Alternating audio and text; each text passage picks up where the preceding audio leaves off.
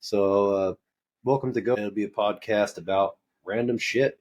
And this week is kind of prison experiences. There's two of us here in the podcast right now that have done over a decade in prison. And the other one of us is full of questions. Very curious individual. I'm Ian, your host, aka UsedGoat. And then we also have some guests here. I'll let them introduce themselves. I'm Aaron.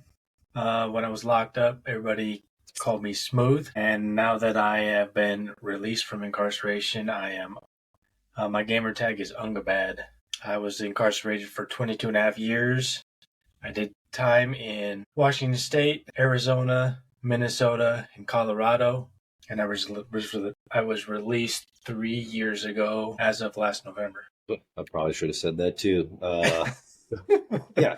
So me, I did just under 13 years, and Smooth here was actually my cellie for 2.5, 3 years, something like that. At Stafford. Did all of my time in a Washington system, so I went in just after they were doing the interstate compacts. So I didn't get to experience the awesome video game playing in prison cells of Red Rock and all those other places. Oh, Sleepy's back. Can you hear me? There you go. That's Noise. Okay. Hi, I'm Sleepy Cilantro, also known as Aubrey. I did approximately 9 months in my mother's womb. I don't know what do I say about myself. You're a little chismosa. And yeah. you're gonna ask all the questions. Okay, I got nothing for that. But okay. Yeah, you got nothing for that. How about your media background? In middle school, I started my YouTube career making cover videos. And then I cover videos like singing? Singing, yes. I should archive all of those. I've seen a couple. What? I've seen a couple. Oh, I'm so sorry. But I started making YouTube videos more like professionally, like actually editing them and using an actual camera around 2020. And then I started streaming around that time as well. And I haven't done that in over a year now, so I did. Yeah. Oh, I'm breathing. Your most avid follower now watches me all the time. But don't cat. Why are you like this? Get away! Cat. We need to put something on top of there. Oh look, she did things to my stuff. You. All right. Well, I guess what happened? Oh, I guess the basic part or the beginning part is kind of when did you know? Like, when did you know that you were going to go to prison? When did I know I was going to go to prison? Yeah, when did you know? So this is going to sound kind of weird, but when I was I want to say 9 or 10. You're about to say the same thing I said. Yeah. I don't know. I had a dream, right? And there were two parts to the dream. One part, I went to prison. The other part, I went to the military and I died. So I knew that one of those two options were probably going to be in my future. And a month and 10 days before I went to boot camp, I caught this charge and went to prison. Well, I'm glad I got to meet you, but not the same, but similar. I was driving. No, I wasn't driving. I was riding. I was about the same age, 9 or 10, and I was in the back seat, and I had looked out the window, and I think I saw Shelton. We were driving by because we were going on our way somewhere through there to go to Ocean Shores or somebody's house down in that area, and I saw it, and I said to myself, I'm going to end up doing 12 to 15 years there. And that's a pretty specific number of years. I did, and the funny part is the two deals that I got that I ended up taking, I got at the same time. One was for 15 years and one was for 13. So, and the funny part is if I had taken the 15-year deal, I would still be allowed to have a gun at some point. But because I took the shorter one, I'm federally never allowed to get my rights back for that, because they would have dropped my gun charge for 2 assaults in the first degree, instead of the enhancement in an assault in the first degree. Gotcha. Did you guys discuss your charges? Oh yeah, that's amazing. No, I mean just now. Huh? Just now on here. Oh, no, we did Okay. not. I don't know if you guys We- want to do that. Just We gave 'Cause our there will be how long we questions. did and where we did our time, and I guess we Yeah. didn't cover our charges. Well, I just did. But all right, so you kind of had a dream. I just knew it when I saw prison. What else? Like, what led us up to that? What led you up to that? I know a little bit about it, but So the biggest factor in my whole situation was that I lacked confidence due to my personal characteristics. The way I was raised and where I was raised at, I'm a really quiet person. And when you're a young individual, you tend to shun people that are different or don't act normally. So I ended up being alone a lot.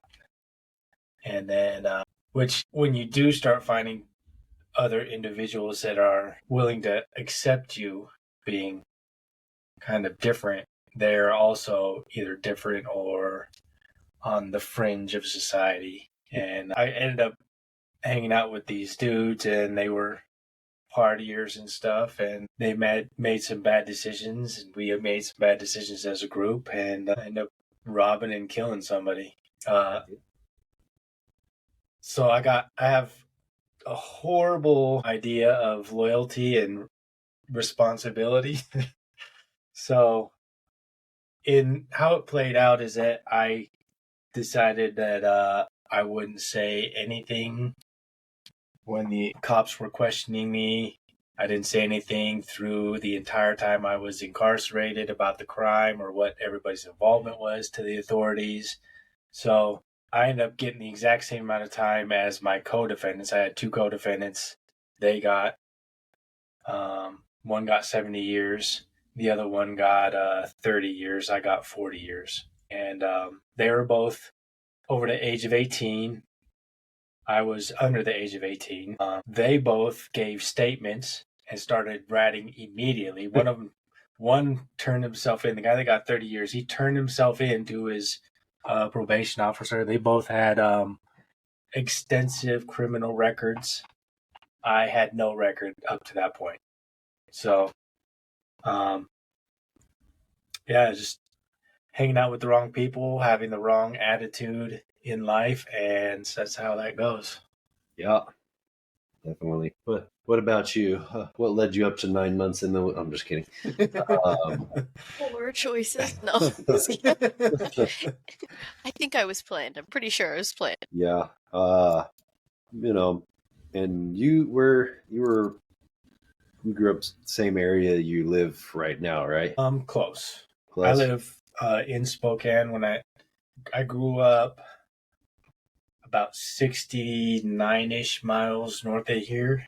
Yeah. In a small community called Onion Creek, which is 18 miles from the Canadian border. Is there, up north, there's a lot more natives up there? Not in that region. So not in that area? No. It's reservation adjacent, so we were really close to the reservation, but we were not on the reservation. There's a lot of bikers. There's a lot of tweakers. And people that don't want to deal with like city folk and the authorities. Checks out. So yeah, me, I guess. I didn't grow up in like a terrible area or anything. Farmland, suburban. I think the biggest thing is there's just a lot of old deadheads, a lot of acid, a lot of mushrooms, a lot of meth. And then just growing up in in a broken home in a good area is the main thing of that. Abusive parents, mentally, physically, and then ended up I wanted to be like my bigger brother. And he ended up getting into some questionable activities and got me into questionable activities. And like I'm mostly quiet, introvert type. And same thing when people, outliers, accept you in, and you kind of fall in line with them and do some questionable activities. And I ended up, this is all old news now, so can't really get in trouble for it, but a lot I of, guess it depends on what it is. well, won't say specifics, but business B&Es and stuff, and actually certain areas, and lots of theft and Cats. Check it out later. It's the on that thing. Poor squirrel. Yeah. Well, eventually, I ended up leaving home all really high on mushrooms, like every day for like 2-3 months straight. Made the decision to leave. Ended up getting real strung out on like acid and ecstasy and things like that. Joined this gang called SHR, Stoners Hustling Raves. The real small time thing. Ended up hanging around with a lot of bloods in the area. Got into selling drugs. Got approached to actually run the border with the Vietnamese mob.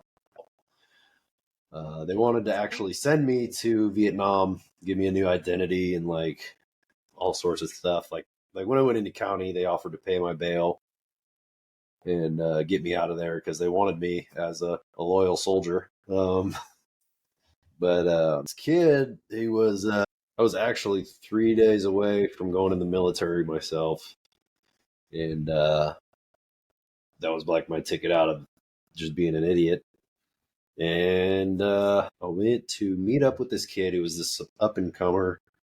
And he was put on by one of my good friends at the time.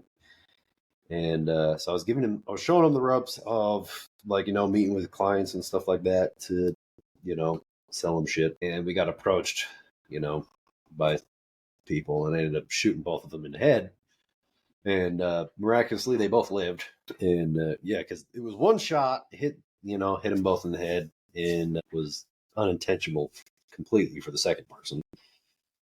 Probably could have handled like a lot better. I didn't need to shoot him. Like, ended up getting caught the same day because the dude that had the issue, which was the dude I was with, couldn't handle himself. He froze up and couldn't tell the dude to like go away or anything like that. I ended up shooting him because he was like, I got guns too, yada yada yada. I didn't know if he had it on him. I didn't know if he knew me or knew where I was from or whatever. So I was like, yeah, I can't have you finding me. So I was like, I'll just kill you right now.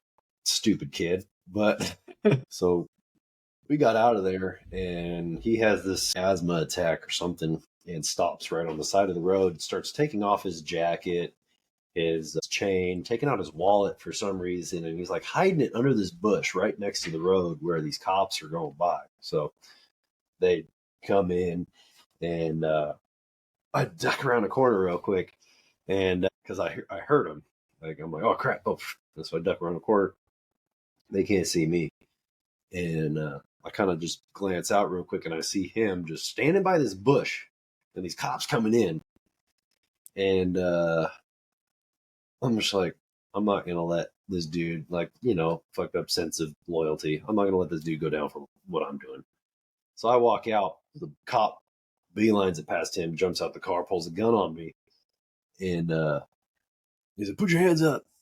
My hands up. He has to slowly lift my shirt, do a spin, and show my waist, make sure I didn't have the gun on me, which I didn't because I actually hid it under a tree a little ways away because it was raining out, and I was like, dogs ain't gonna find it, and I was like, but there were people that saw what happened. But at the time, I was wearing a different coat because I wrapped it up in that, put it under there, the hat, took the hat off, like just a quick wardrobe change, and like we ended up getting caught. I was like, oh no, I was just coming because I didn't dress flashy or weird like a gang member or anything. I actually would like I would go off on people that did. I'm like, you're just looking for attention. We aren't in the ghetto. We didn't grow up there. Like, we just kind of we're operating here. So like, it's weird and out of place when you dress up wearing your flag in this area and all this and that. Like, we don't live there. Mm. And it's like I'm dressed like a preppy kid. I'm wearing like this nice like sweater and everything, like these nice boots. I'm like, I was just coming from the library, and they're like, "Why are your pants split?" I was like, "I just came through the woods that way. The trail goes to the library." And they tried to like get me on that a bunch of times, and they almost let me go, but they took my partner at the time. They took him. And you hear over the radio. I hear it over the radio. We have a confirmed accomplice, and so they're like, "Oh, we're just gonna take you down here. I don't think you did it. We'll let you go right after this." He's like, "Thanks for not freaking out on us. Like, just going with it. Like, whatever." Because I'm calm. Like, I'm just trying to think of, I'm not gonna get out of this. I'm gonna throw a fit and stuff. But he takes me down there, and I remember I was looking at him, and he had the little mask on his face because he needed life support to stay alive at the time in the back of the ambulance. And so I'm trying to change my appearance as much as I can. So I like pop my jaw out a little bit and like flare my nostrils, like trying to change my shape just in any way possible. And this guy, he goes, "That's the motherfucker who shot me right there." The And fact that he could still talk is bonkers. he could barely. It was very raspy and stuff, but because it didn't get like his vocal cords and stuff. It just went through the side of his neck and like bounced off his spine and ricocheted and hit his girlfriend in the head under the ear. Went up into her head. So it's his fault. It It ricocheted off of him. I wouldn't say that, but yeah, that's kind of what happened with that. But yeah. Well, you have any questions about either of our? I don't want to like ask too specific ones for like in case it's not something you guys want to talk about. But as you guys were both talking about, like your growing up and stuff, it kind of made me sad because like I was very, very fortunate, and I grew up in a, like my parents were married, and we lived in a pretty good area. I had a relatively like easy upbringing and everything, and so to I guess hear, like, obviously not everything that like not everything turns out this way, right? But to hear how lucky, like, good I had it, and then compared to like I don't know, just seeing the difference and everything. Yeah, I appreciate the empathy. Your parents are great. I like them both. me too. They did a pretty good job. Pretty good. Hold on. Like, it wasn't perfect, but it was definitely a lot. Like, I mean, obviously you've shared your childhood with me, and everything, and I like so. So my nothing near that. My family was pretty stable. Like, my parents have been together for like 40 something years. Yeah, they were right next to you the whole time. Yeah, and my childhood was good in the family structure, but outside of the family, like when I had to deal with people my own age and stuff, it was really hard for me because I'm a quiet person and they get put off by that. So they would talk to me a little bit, but they wouldn't, like, I guess it was probably my fault that they didn't hang out with me as much as I would have wanted, because I'd lacked confidence. Like, I didn't think like to go up to people and just say like, "Hey, what's up? Let's hang out," or whatever. So I think that's kind of what made me think about it, is like in that aspect, like I had also a pretty easy time, like for the most part, even when I was younger, like elementary school through middle through high, I was relatively liked. I didn't stand out at all, really, but nobody was ever really mean to me. Don't know why. But They felt bad you were so short. hey, I was okay in elementary school. I was tall. Okay, I was in the 4th row of music class. That was tall. For context, she's only 5 foot. Yeah. Right. My sister's only 4'11", so. Hey, Oh, little. She's excited. Yeah, we have a friend, Theo, who I think is 4'10". Smallest person I've ever met in person. Yeah. But, yeah, no, hearing... Because, I mean, yeah, like you said, kids don't understand. Honestly, like, kids are mean. People are mean. And I actually remember when I was super young, like, having that mindset as well. I don't know if I ever, like, was like deliberately rude to somebody who I was like, why is that person so quiet, you know? But I remember, because I didn't get it, also like having that mindset. And like definitely in middle school and high school, I started to grow out of that because I understood things a lot better and I wanted to be accepting of people. But yeah, I remember having that mindset, and I can imagine how lonely that is. Yeah. Because I mean, even people with all the friends in the world, they're lonely as fuck too. Like, so yeah. I know, like growing up with, and I think my brother resented me for this a lot, but like my father would abuse him because it wasn't his. We're half brothers. We have the same mother. And I would try to step in to protect him. And then, so like I remember one time my dad threw me in the fireplace, and I think because of situations like that, and then my brother resenting me, even when I tried to step up for him, made it hard for me to connect with people. So, like, I didn't have my first friend until 6th grade. He's dead now. He was killed by a dump truck when he was skateboarding. He got socked up under. His name was Dustin. Dustin, and that was my first friend ever. Him. Oh, and Casey. Not a full name. Yeah. Yeah, no, I got you. It'll be Chris beep, Casey beep. And I ended up being friends with Casey until I pretty much went to prison.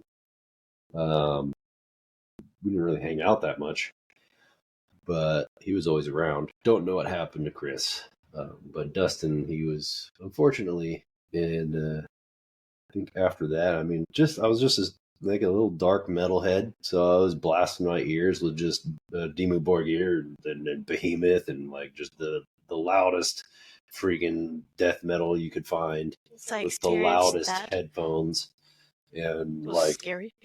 Like in gym class, everybody always called me Little Satan or like Mr. Satan or something because I'd just sit away from everybody with my all black and my boots and headphones, just blasting something that nobody could understand. I was just kind of I was the weird kid. But yeah, now look at us. Still a weird kids. Still a weird kid. And I'm wearing black. All black, actually. Black yeah, goes even my with socks. everything. I do have a question. What's that? I guess thinking, if you guys can remember, when you were first like inside and everything was like setting in that like this is my reality for however long, did you guys either think you would make it out? Did you think your life would be the way it is now? Did you have a specific idea of what it would be? Yeah. So we'll go back to the whole I'm not like normal people. So I adjust to situations like fluidly. I'm roll with everything. And so my frame of mind going into prison was that one, I knew I wasn't going to do it my whole time, right?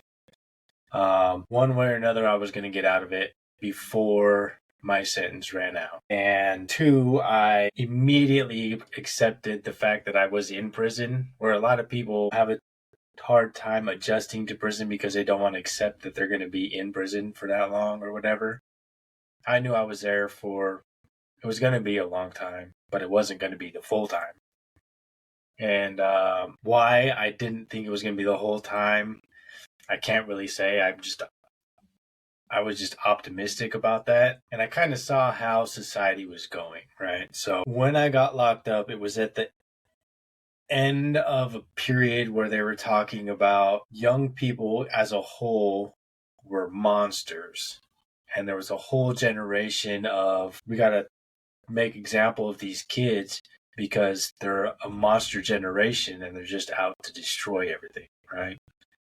And so Those kids though.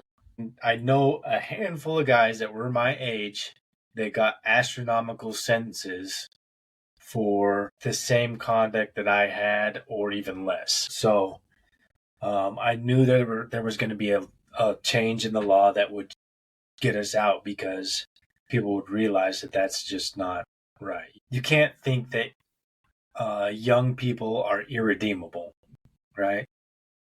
And so I knew that the law was going to change in my favor at some point. And the legal system, just like politics and everything, it's a pendulum. It goes one way and then it swings back the other way and then it swings back the other way. So we were at the point where it was probably the most harshest at the end of the 90s, right? And so it could only get better from there. And that's kind of the direction that it was going. So that's why I knew I wasn't going to be in the full time. I didn't know how long it was going to take, but I knew it wasn't going to be the full time, and I was ready to just do it the whole way anyway if it ended up being that way. And I was ready for that going into prison. The only time that I had a problem with doing the time was when I was at sentencing, seeing my family cry, right? That broke my heart, but it wasn't because I was getting all that time. It was because they were getting all that time, right? So, like I said, I'm different than everybody else or most people, and I deal with stuff different. Quick question before you, because I know we've talked about, and I've talked about this with Leo as well. There's like people who go through like a very, big character change, but sometimes in the aspect of more introspective or aware. And the way you were talking, have you always been that way, or is that something that kind of came out more while you were inside?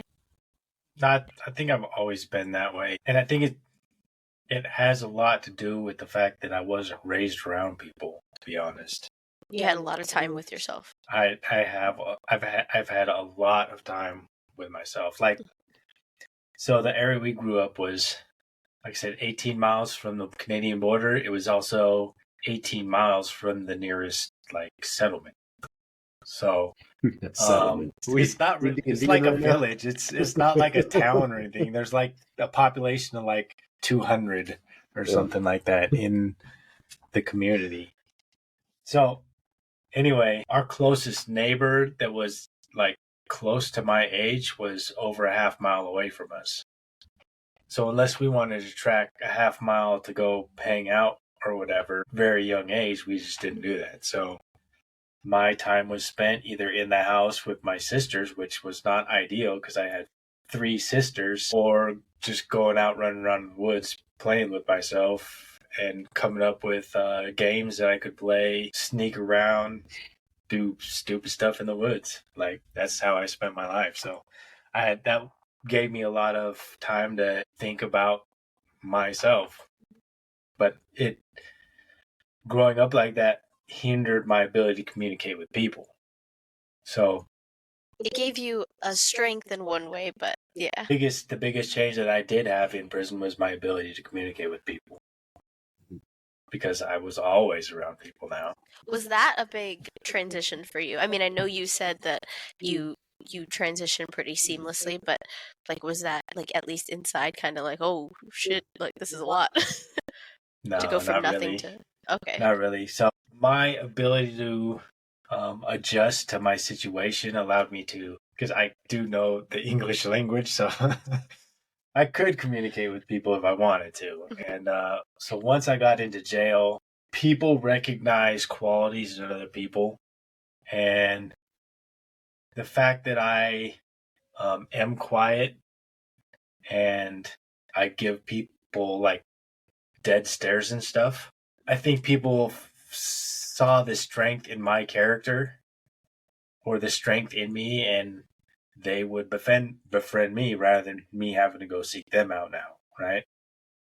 So because I was such an isolationist on outside, that apparently is a good quality inside because people befriended me. And then that started in juvenile hall when they first put me when I got arrested. And when I got to jail, it was the same. People would come talk to me, invite me to do stuff. And then when we went to prison, I had already had an idea what prison was going to be like from county and talking to people. And I knew what I needed to do when I got to prison. My ancestry is Native American, Chinese, and a whole slew of European. While in county, I was told to immediately find my car, talk to my car, and let them know I was going to be riding with them. So as soon as I got to jail or prison, I found a native. I told them that I was native and rode with the natives the whole time. I could have gotten in with the API, but the native and API are basically one car for most of the places I've ever been. So that's how that went.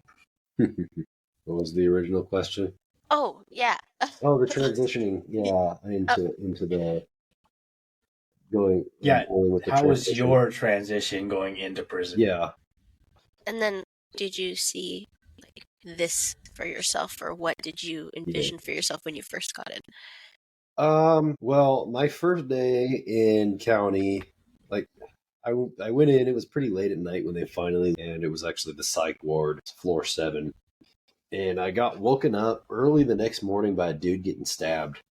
And so I was like, oh, that's where I am. And I ended up just rolling over and going back to sleep because, like, what can I do about it? Kind of like Smooth. I kind of just roll with the punches. And it's just like, well, I mean, if I panic or do something, I'm like, what's going on? And it's not like I'm not familiar with violence. So I just was like, oh, none of my business. Went back to sleep.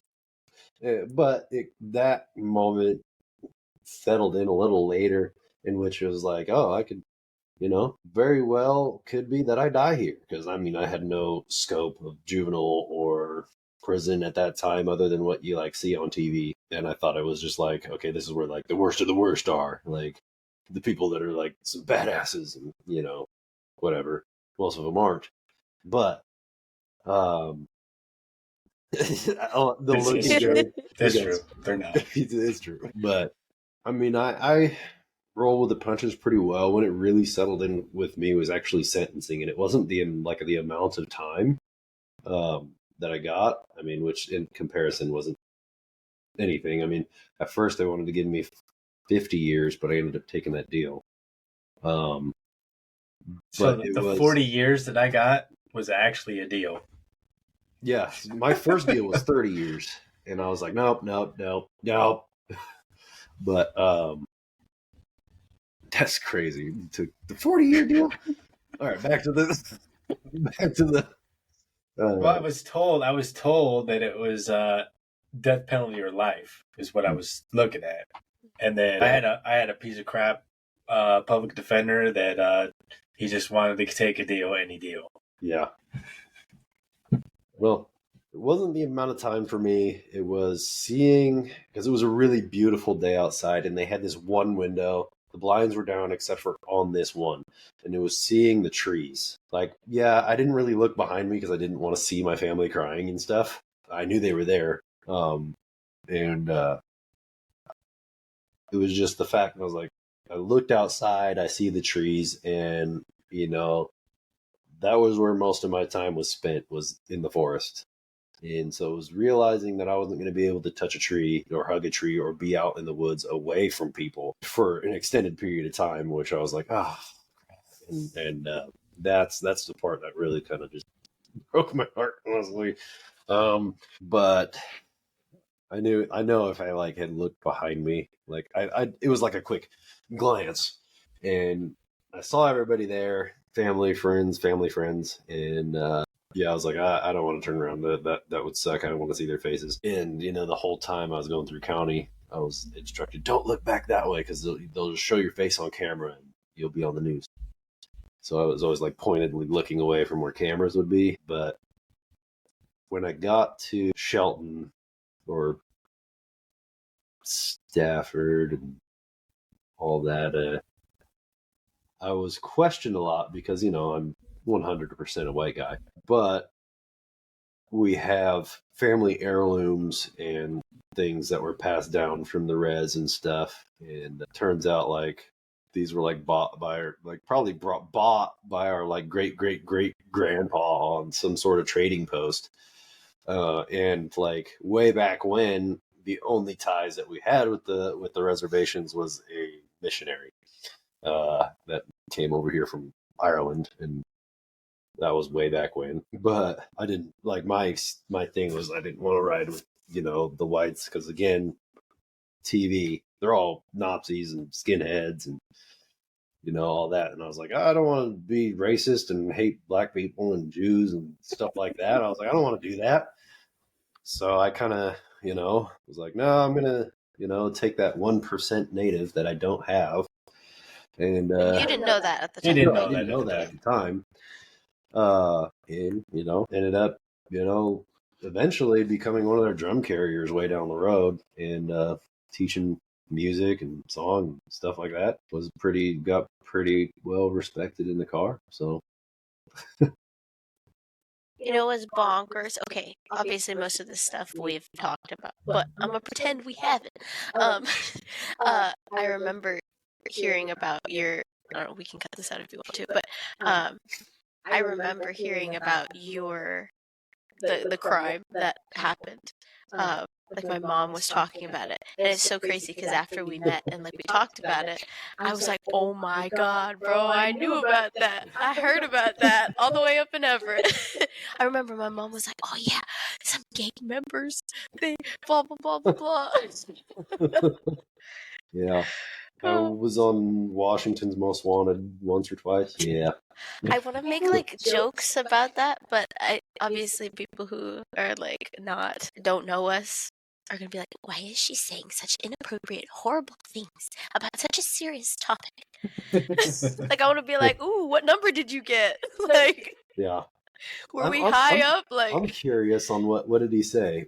What's the tagline at the end? Another like this has been caught or something. What? At the end of the Washington's Most Wanted, because it does this person's been caught. Yeah. And it's like he's just like, get that scum off the streets. Like, geez, Louise. Oh, calm down. Was there more to that? Watch that show enough to even know what he says. Oh my gosh! So at the Coyote Ridge camp, at the Coyote Ridge camp, they watch it religiously. Like every tier you go on, any day room, like it's on the TV every Saturday. I had a celly that watched it all the time. And everybody was doing it because they're like, I want to see if I know anybody. Yep. He would watch that, and he would watch Cops to see if he knew anybody on there, too. And actually, he did. I accidentally watched Cops one time and knew somebody. Don't remember when or who, but I was like, wait a minute. I know right where that store's at.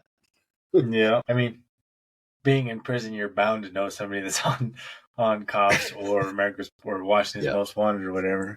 Especially, I mean, I'd say over 7 years, you start to just know everybody who cycles in and out. Going over that, and it's just like, oh, there's that again. And then there's the famous ones, like the Barefoot Bandit. Oh yeah, he was in the pod with us for a little while. Unfortunate for him, but yeah, he reminded me of a less intelligent Sheldon Cooper, like his demeanor and the way he acted. Yeah, he reminded me of a spoiled little rich boy. Yeah, there's that too. He didn't seem that intelligent to me, to be honest. That's what I mean, like a non-intelligent Sheldon Cooper. Yeah. Yeah. Because he had that very like that demeanor. Maybe that's kind of how rich kids are. I don't know. I don't know. I know he used to like be on the phone yelling at his mom to get her to do stuff and stuff. So yeah, yeah. She's going to take care of the boy. We lost our moderator. Yeah, well, because she's going to be the most interested. So if we talk about anything, she's going to be like, "Wait, what did you talk about? You got to repeat it." Yeah. Down here, yeah. All right. How do I get out of this? People. There we go. All right.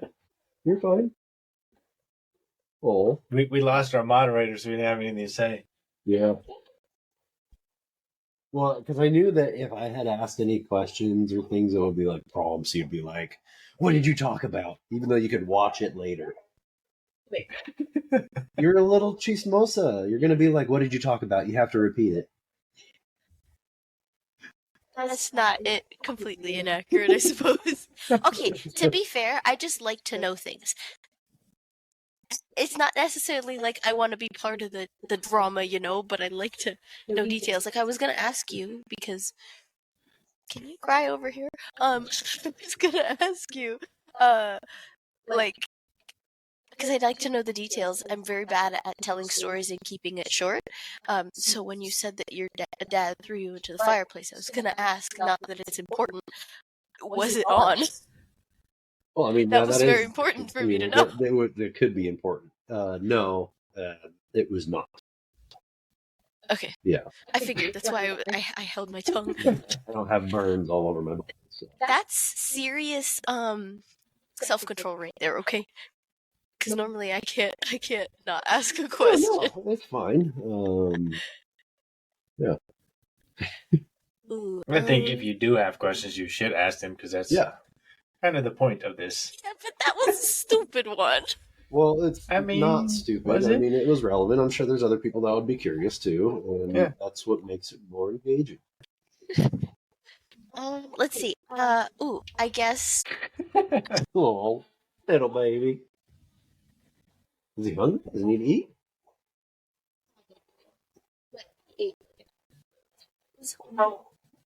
Did Maya get back to you? What? Did Maya get back to you? You texted her. No. No. I didn't honestly expect it because she's like me and we're really bad at responding to people. So we gotta I get guess her a month in advance. how you gotta get what is it? Respond in 10 to 30 business days. I guess how about like when you got out, like, and were transitioning back into like transitioning back into like this world, right? Because I was gonna say the real world, but like that was very much real for you guys. So It's a slip in the matrix. how was it? Like what were some things that like caught you off guard or were like big things, like big hurdles to get over that were super different from either when you went in or from inside to out here? I'm gonna go prepare his bottle while you talk about it. I'd say personal space was a big one. Nobody has a great sense of that up here, at least over here in the west side. Aubrey's had to stop me from punching somebody a couple times. She said it was great. But people use it, I've gotten a lot more used to it, but people just flippantly saying, like, calling you a bitch. Just flippantly. Yeah. I did that to you yesterday. No, was it 2 days ago? And I was like, "Oh, okay, I'm sorry." It came out. With you. Yeah, I was messing with you, and she goes, "You bitch." Yeah, that's exactly how I said. And she goes, "Oh, I'm sorry." And I'm like, "No, like I'm leaps and bounds beyond that." I'm like, I'm not in the same mentality anymore. Yeah, the story. We went to the store. We were in Walmart, and Walmart? I was walking around the corner, and he was looking at the meat section, at the chicken specifically. And I come back, and I hear him go, "What did you say?" I don't remember, but I took a step back. I was about to swing on this dude, and because like I was here, and he like just butts in so close, like we're right next to me, in front of me. No respect for personal space. He's going for what he wants. It was a cultural thing. And so I took a step back and I posted up, and I said, "Excuse you, bitch." Yeah. And was about to swing on him, and Aubrey comes up right in front of me and like puts her hand on my chest and pushes me back. He's like, let's go. And that was it was definitely a cultural thing, but that was a super big, like, yeah. Yeah, I was like, not in Walmart, man. I would have been on that website, people of Walmart. Yeah. So a lot has changed over the 22 years, but again, no hurdles for me. I just breathe through life, and I guess retrospectively thinking about it, I kind of wish that I hadn't taken the path that I took, because I immediately started working rather than like do what I want to do. So I figured that getting out, becoming stable, getting a job, and all that stuff would be more important than getting out and going and continuing my education. But thinking back on it now, I kind of wish that I had, because I see people that have done that already, like the bro Yukio and Corey and some of those guys. They got out and immediately went back and started going to school, and now they're working the job that I wish that I had, right? Yeah. So I'm stuck doing construction work, which is not anything that I want to do. And you get paid a lot. They're programmers. Like Yukio is a full stack programmer. Corey is he just got a job with a security company that does online security. So yeah, I don't hear from him very much. That's what every I want once to do. in a while I talk to him on Discord, but yeah, not often. He sticks to himself. Yeah, which it makes sense. That's his personality anyway. Yeah, but he said it wasn't going to be when he got out. But that's who he is. So yeah. Anyway, that's the only kind of regret that I have about the way that I transitioned out, is that I immediately got a job and started making money rather than going and get my education, and could be now doing what I want to do rather than having to continue doing what I am doing now. Yeah.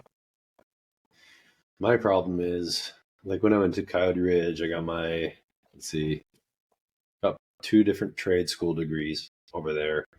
Got my PCT over there, certified personal trainer, CPT. And then while I was at Stafford, I was doing most of that business administration, but I was like 3 classes away from that AA. I've been trying to get in the construction union because you top out as an apprentice at like $50 an hour. And then like some of their foremans are making $100 an hour. That's just ridiculous. That's right. That's not their hourly wage, right? That's the union over here. You start out at 32, you cap out at 48, and then you go into journey wages above that. And then you're there. You took 5 to 8 years in, you can get a job as foreman, and you start getting some crazy salary. What's it over there? So if we're talking full package fringe, everything, when you first start, it's like, it's like $32 an hour. That's full fringe. So we're talking our medical retirement. I forget what else is part of the fringe, but our actual, what we get on our check is only 22.64 is what we get as an hourly wage on our paycheck. Everything else, that rest of that 32 is fringe benefits. So like our medical, stuff like that.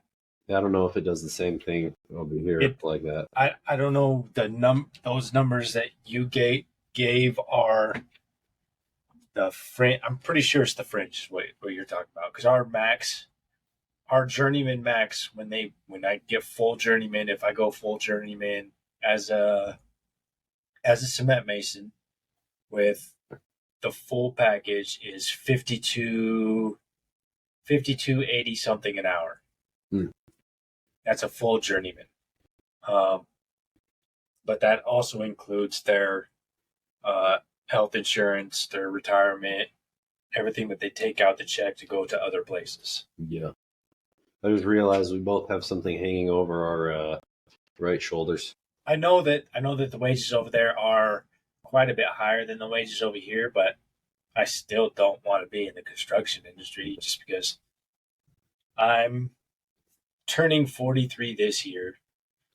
I'd have to put in 20 years to get my any kind of retirement, and I don't want to do it in the construction industry. Like, I don't want to be 60 something Broken retiring body. after doing freaking concrete all my life or whatever. Back would be hurting. My back already hurts. Well, cover your camera. You're gonna go bring him out and feed him. Oh, yeah. Just reach over there and turn the camera off. You do it right in the app. I can just do that right in here. Yeah. Yeah, just click that. Oh, it says remove. There should be a button at the bottom that allows you to just click it and it'll shut it off. Oh yeah. So just click turn your mic off thing. Click the camera thing down there to turn it off. One. Oh, you're bottle feeding. Okay. Checks out. All right. You had a question. Yes. Hold on. Let me just. Okay. Wait. Yeah. Okay. Shoot. Bang. I forgot. Was it related to the work stuff or? Thank you. No, but because I mean, I need a soda. we so like obviously he and I met when he first got out, and we worked at the same place, so I know his answer. But was there a moment at all when you first got out, or even in the first bit after you got out, where you were like, I want to go back in? Because I saw somebody talk about this, and how it's like everything's taken care of in there. Like, you have a roof over your head, you don't have to worry about when your next meal's coming, all that kind of stuff. And then obviously out here it's very, very different, where you don't know necessarily. And I heard that specifically makes a lot of people want to go back. Not making it sound like more than it was. Yes, it has crossed my mind that it would not be the worst thing to go back, right? So, and it was actually like the first 2 years I got out, it didn't cross my mind at all. That was just rolling. Last year, it's actually because of my relationship that I was in or am in. I guess it's still going. I guess it's still going. Yeah, it's an ongoing relationship. Things that happened, and the way my life was going, I did think about, like, man, it'd be so much easier if I was back in the joint, right? There are certain the way people treat you out here is a lot different than the way I was treated when I was in the joint. And everything is taken care of. You don't have any kind of worries. So if you're treated well by your peers, and you don't really have to worry about taking care of bills and taking care of housing, taking care of your transportation, stuff like that, it's a lot easier to live. And so I was in a situation where I wasn't being treated right by my significant other. I wasn't being treated right by my company that I was working for, or I didn't think they were treating me right. And I was really close to I almost just got rid of all my electronic devices and just left the state, right?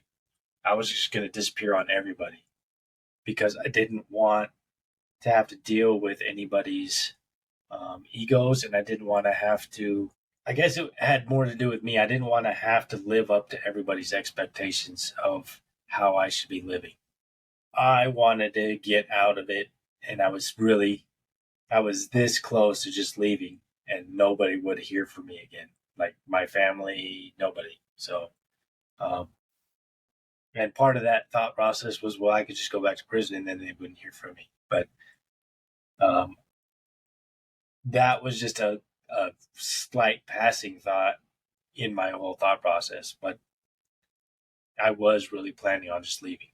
But there's been no serious thought of going back to prison. I would never go back to prison. Even though it's easier, it's just not where I want to be. Yeah, for me, it was more. Actually, when I was at work release, I asked to go back. I didn't want to. I know with the work release, they took like 75% of everything you're making. So I'm like, how am I gonna like get out and be okay with that? Like, my job is 4 hours away from where I'm releasing to. Like, but didn't she say like give it another week or something like that when you asked? Yeah, she convinced me to give it another week because jobs weren't like get back to me because I had no work history, so it's like explaining that. And I was very upfront with the jobs at my interview. It was like, hey, I just got out. I'm at this place. Like, this is what happened. I learned from my mistakes and all that. I'm really trying to put the better foot forward.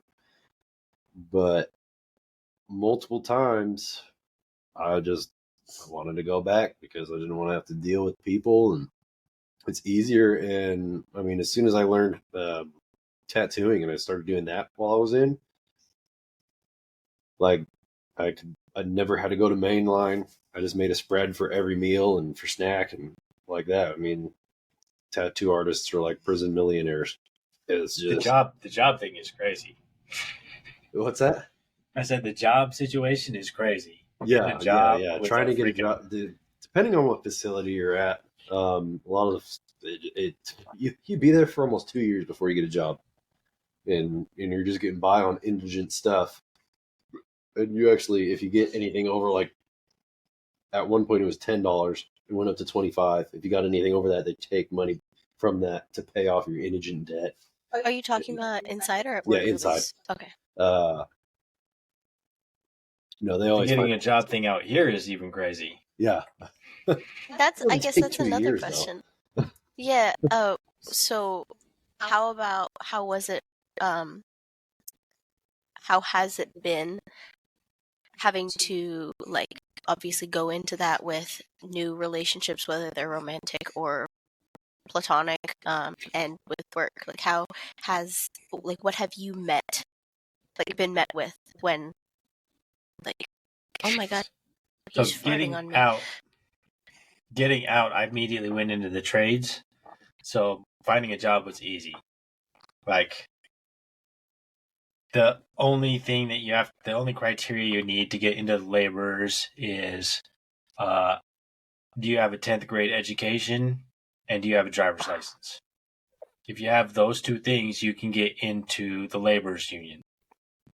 To get into the cement masons union, you need to have a GED or a high school diploma and a driver's license.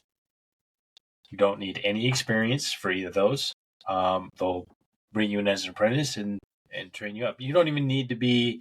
You can join the laborers union and not have any skills and not be an apprentice. You can go straight in as a journeyman. You're just on a what they call the C list, which means you're on their books. So anybody can hire you that's works with the union, but they won't. Your name won't come up if somebody just calls and asks for a laborer. You have to go out and seek an employer, right? So you can be a full journeyman in the laborers without any kind of background. But if you go through the apprenticeship, they will give you a job that you have to take, right? You're not allowed to quit the jobs. You can call the hall and be like, look, this job isn't working out for me. Can you put me somewhere else? But you can't just quit, right? And for you, was it also like if you got fired, you would get sent back? That was just the work release. Oh, okay. Oh, yeah. No, I came straight out. I walked out of... Okay. So my transition out was I went before a parole board, the juvenile parole board, which they had just created in 2015 because there is no parole in Washington State. They created it for juveniles because legislation decided that based on the advances in brain science, that juveniles are different than adults. Imagine that. So scientifically, they have proven that juveniles are different than adults. So now legislation has recognized that and has made laws saying that juveniles can't be held to the same accountability as adults and need to be given the opportunity to be redeemed.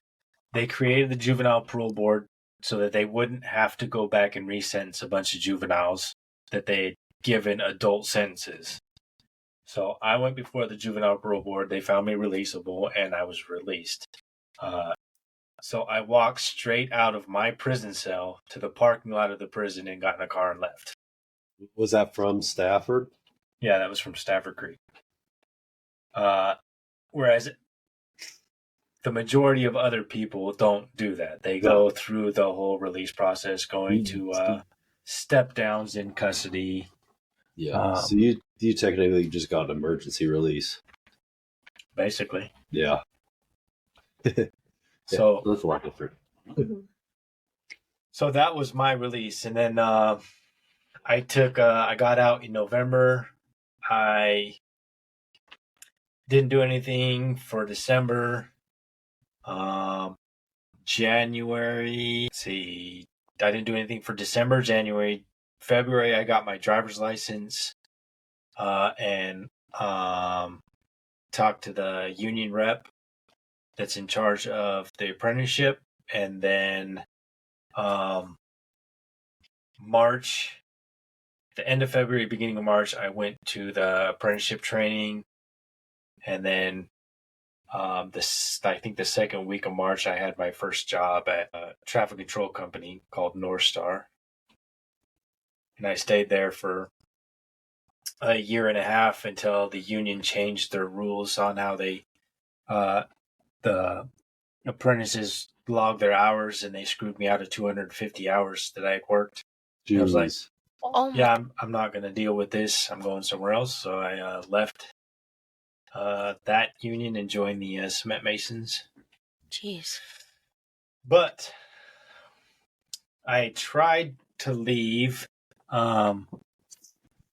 during that transition period, going from the laborers to the cement masons. I tried to get a job at Kaiser Aluminum as a lab technician. So I went through the interview process.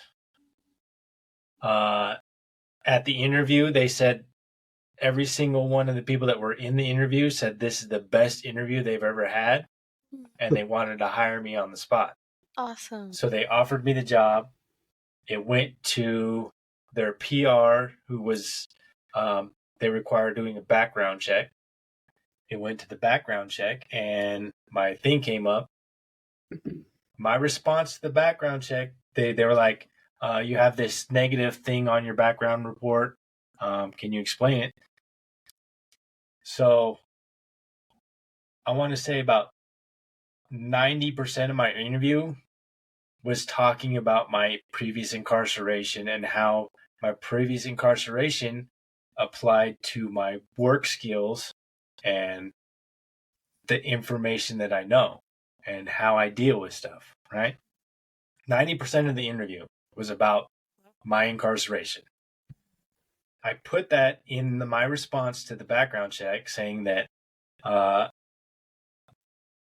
interview, we discussed my incarceration, we discussed how it has affected me and how I've grown, and they didn't hire me. Huh. They didn't take in the interviewer's input into the whatever the hiring process was. They just didn't hire me because of my background. And so that's why I'm still in the trades, is because the trades don't do background checks. Huh. That's fucked. that's crazy because mine doesn't show up. That's probably the difference between whatever crime you did and my first degree felony murder. Yeah, we're both class A serious violent. It might also be because I'm still on parole. Yeah. And you're not. Community custody, but if you're parole, that might be different. I don't know.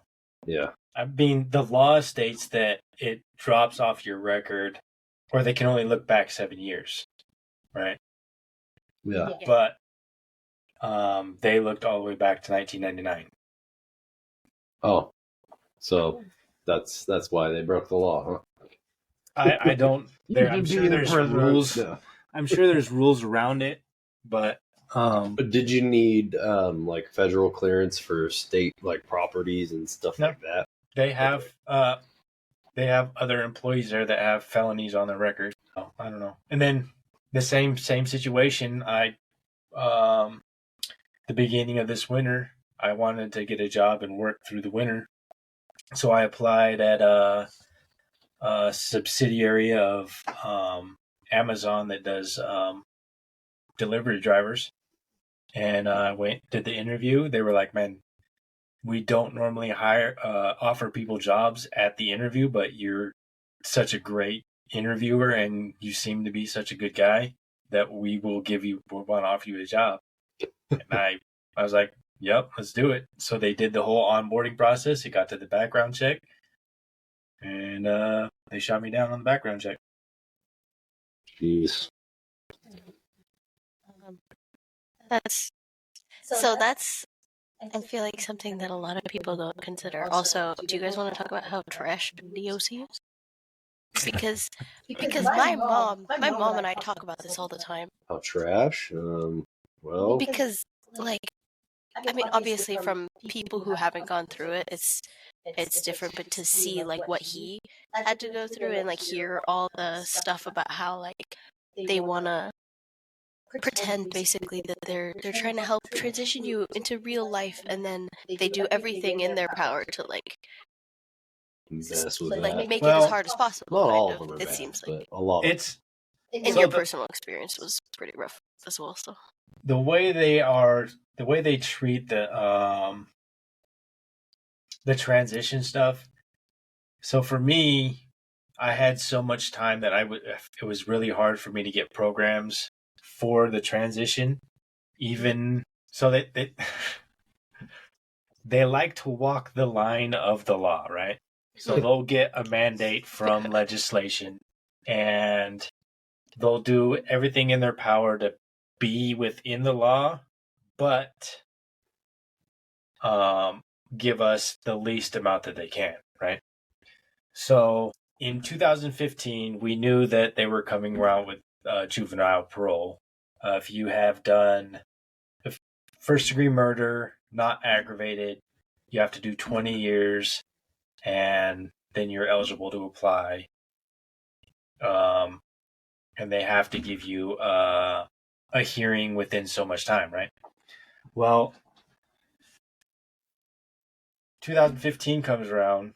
They know I'm going to be eligible for parole in 2019. I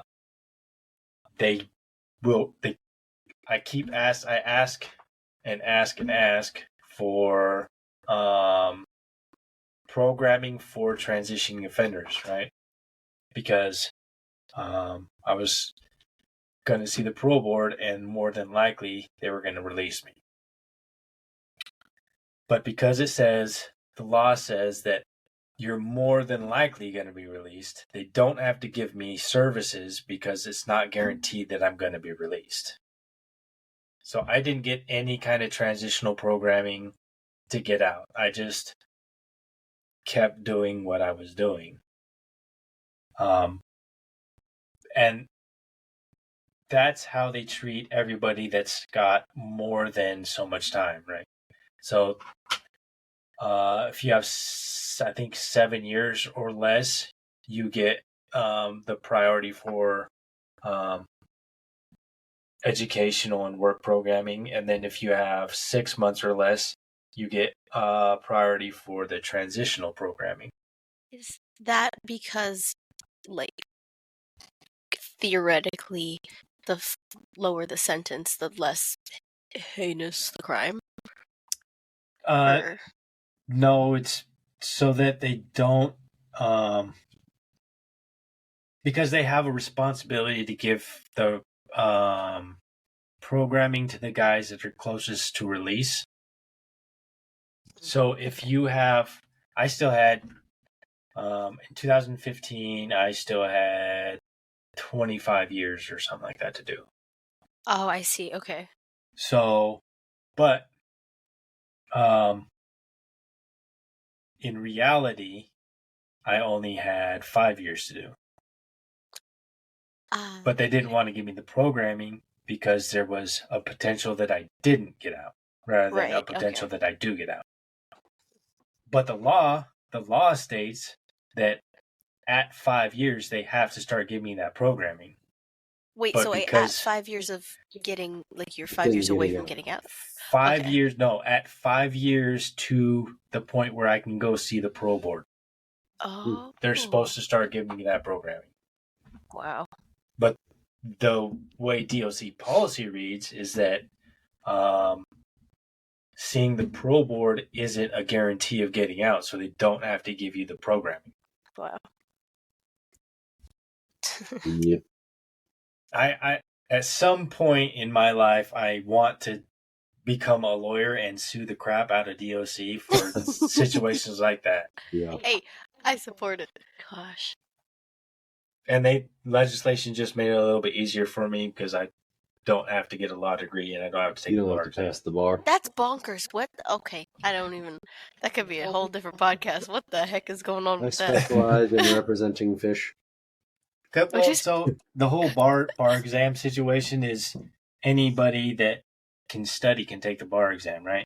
You don't necessarily have to have the knowledge to pass the bar exam, and there's a certain group of people that can't or do bad at tests, right?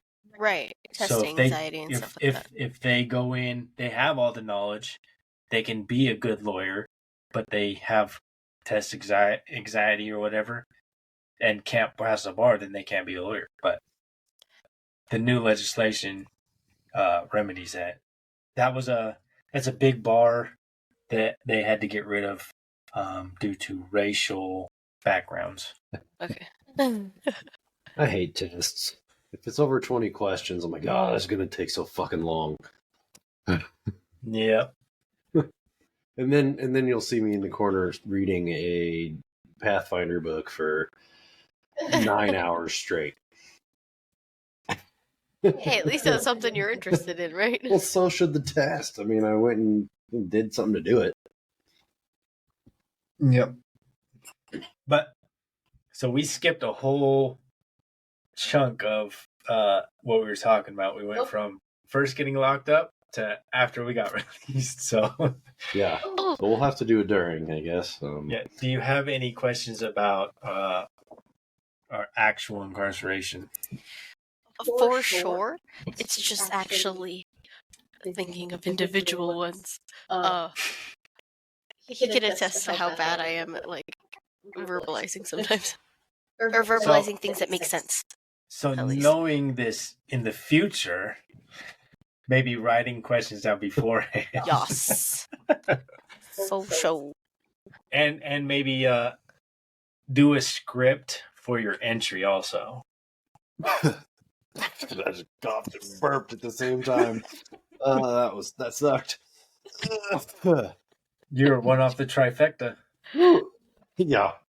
This guy's done it before. Get with it, man. He burp snorts.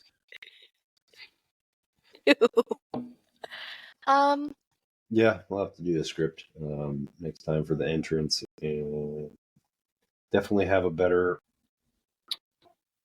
setup for it. Am I about camera? No, Okay. not that kind of setup. That'll grow with Script. time, but scripted, like not scripted, but like more structured. Yeah, talking points, pre-planned talking points, stuff like that. Yeah. Oh, so I think a lot of people could get probably like assume, but when he was teaching me all about this stuff when we first met, he kept referring to car, and I was like, what the hell is this man talking about? Oh, yeah. So car is basically like group or gang. I don't know if that's more like a clique, or it's more like a clique, because it's not necessarily a gang. In fact, a lot of people would take offense to you referring to it as a gang. That's what I was gonna ask. Yeah, okay. Because gangs have a negative connotation to them, right? So we, as a group, we were together as a group, but our objectives were more positive. We grouped together for protection, but also to teach each other, help each other, stuff like that, right? Mm-hmm. So we actually, coming into the native, there was a point before 2005 or something like that where if you were coming into the car, you had to leave any other gang affiliation, right? You couldn't from outside even? Yeah. So you couldn't be associating with your gang in prison if you were going to be in the native car. And people, so there were people that had to fight for that right not to be associated with their gang anymore, right? So they had to go to their gang, tell them, look, I'm not going to be a part of the gang anymore, and they would have to do violence in order to get them to recognize that, right? So it's a little different now. Yeah. Post 2005, I don't know what happened in those 5 years from 2000 2005 when I was out of state, or no 2009. So I left Washington State in 2005 when that was still a thing, and then when I came back in 2009, that wasn't a thing anymore. So you could be in your gang and part of the car, which brought up a lot of questions if it ever went down, right? So if there was ever a riot, you would have to question that person's loyalties to the parties involved. It's complicated. Which that has come up, right? There was a riot in 2000. It was just before I came back. So 2009, just before I came back, there was a riot in Walla Walla Medium between the what do you mean by Serenos, medium custody. Okay. Nice. So there was a riot between the natives, the Serenos, and somebody else was involved. I think it might have been the API. So it was the API natives versus Serenos or something like that. Eesh. And there was a Sereno cat that was also a native, and he was riding with the natives. But when it came down to it, he ended up riding with the Serenos. Raiders? Yeah. Almost. So that's why before I left the state, you couldn't be in your gang still. You had to leave your gang. That makes sense. Yeah. Less complications when it comes down to it. Yeah, so when we say car, we mean whatever organization or group that you affiliate with. And was it always your race or whatever, or was it sometimes religious beliefs? So it depends on. You still have all the gangs, so there's still the Sureños, Norteños, Crips, Bloods, whatever. Those are all mixed race, and then each race has their own car, and then in the whites there are sub cars within the car. So yeah, there's a lot. It just depends. Okay. And then, like, I don't know, just to answer your question, we might want to cut this part out, but like even like in the white car, there's some whites that aren't allowed on certain main lines. Like, so if you have an AB or an AF, they will beef. They're going at each other on site. Same with like Norteños and Sureños that should be on site, but some places they're a little bit more amicable. But yeah. So that's one thing too that I was really like. I mean, it makes sense, right? Because it's not like it's. I think a common misconception, especially for people who aren't close to anybody or have no experience with like the prison system at all. This was me included. Like, forget that it's a society. Like, it's not just like, oh, here's some. Sorry to compare it to this, but like I think a lot of people view it like this. But like, oh, here's like animals in a cage. You know, it's a whole ecosystem. It's a society. And when he was talking about all these politics, I was like, dude, that's complicated. Oh my gosh, it's like out here but different. Yeah, and it gets complicated, especially when you got some knuckleheads. Yeah, and then knuckleheads. Just people that are just idiots. Idiots, dummies. I didn't know if that was like another word, like weirdo. Weirdos are weirdos. But also, true. Okay, understood. Yep.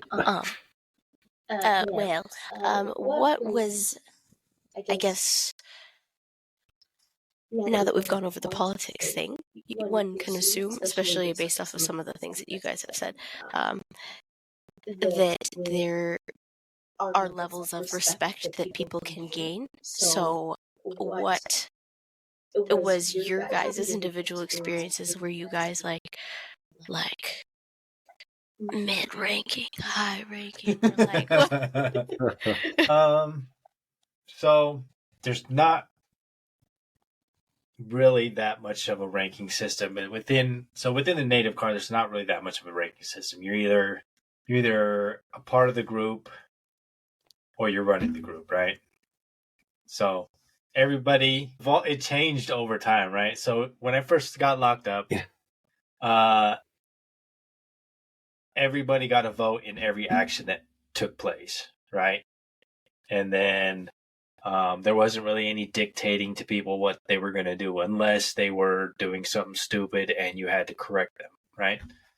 So that being said, when I first got locked up, they immediately started teaching me what I needed to know to be on a council in wherever I was at, right? So they wanted to train me for leadership because I had such a long time. Into the car, they made me a secretary in the council. The native car is run like a non-profit organization, right? We have the president, aka chief. We have a sergeant at arms who runs the meetings. We have a secretary, a treasurer, and your pipe carrier, your drum carrier, which are like. Well, they're not part of the council. The pipe carrier and the drum carrier are not part of the council. They're not supposed to be, because if something goes down in the prison where politics are involved and they have to deal with the council or the institution, the authorities have to deal with the council. The pipe carrier and drum carrier are not supposed to be involved in the politics, so they don't get sent out, right? Yeah. But that must have changed at some point. It did change at some point. So that's how the Native Circle is organized. It's organized like an organization. And so when I first got locked up, they wanted to train me to be a leader in the group. So I got on as a secretary, and eventually I was given the opportunity to get the keys to the car, right? So in the hierarchy, I was given the opportunity to lead the car. I've also been on the spiritual side where I've never been offered the drum just because I'm a dancer, right? I know how to sing, I know how to drum, but I'm a dancer. Everybody knows that I dance. Every powwow, I dance. I don't sit at the drum. But I've been the pipe carrier, which is the highest you can be in our spiritual circle. Yeah.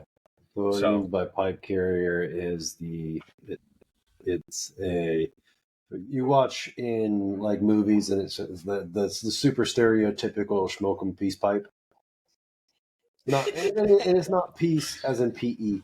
It's actually pieces made from with the red rock, red stone, with the wood in. It usually has the sweet grass and stuff, but it's a way to offer your prayers through the smoke. It goes up.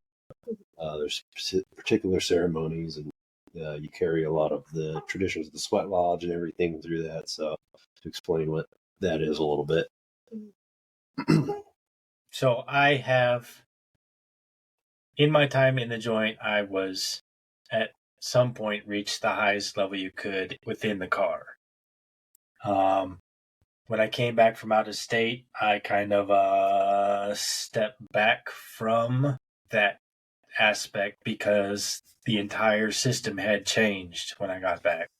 And I didn't approve a lot of stuff that was going on because I had learned the right way. The right way, right?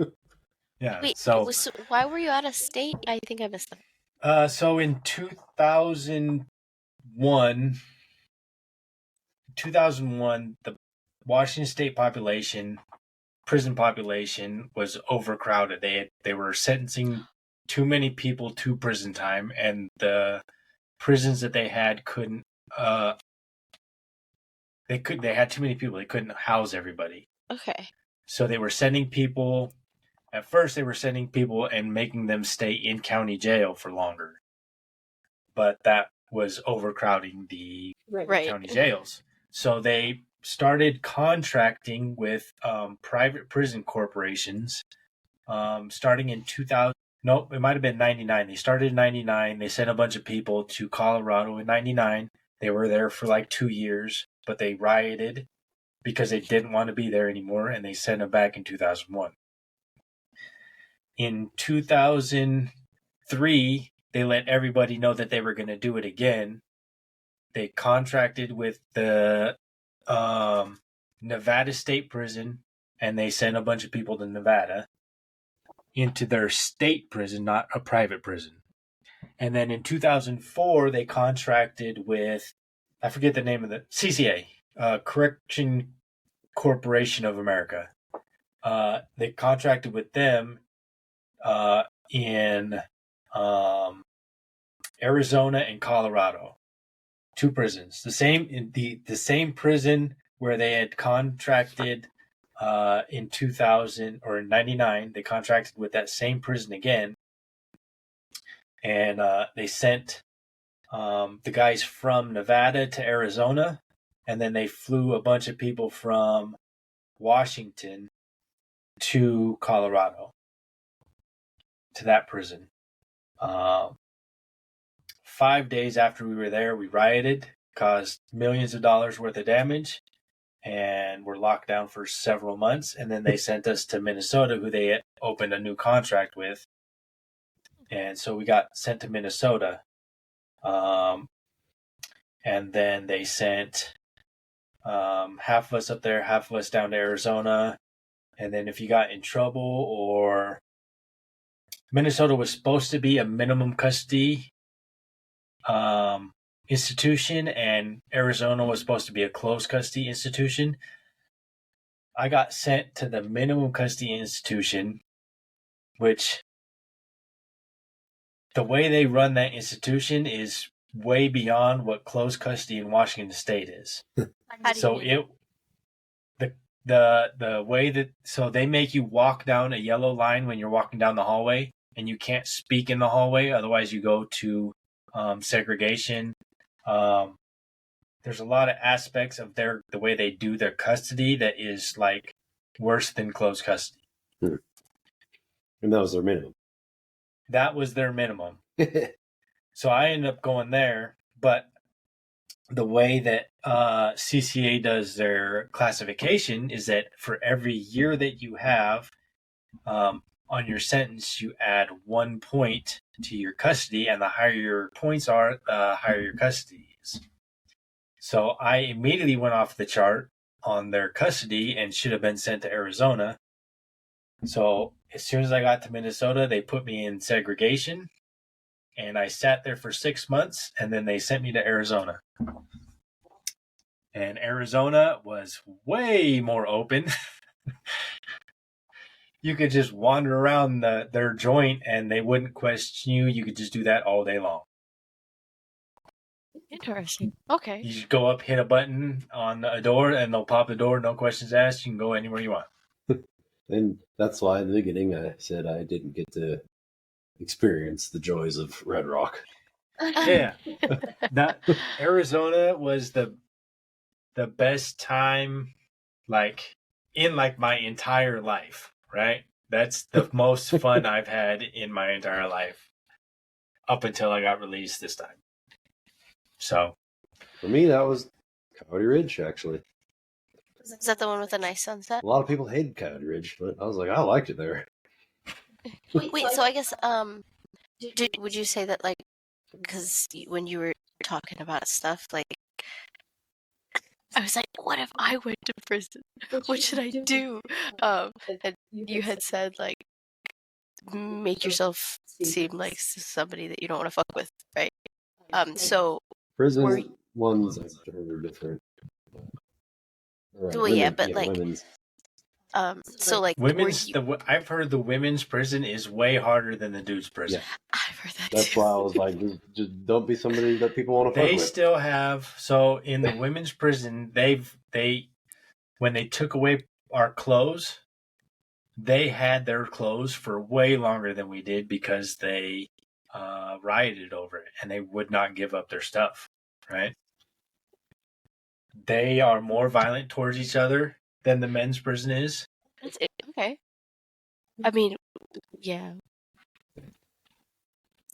Women are pretty nasty to each other. And so I don't know for sure, but I heard they have game systems in their prison because they basically rode over it. They went to war to get that. Yeah, Games? they have like little clear I gaming system.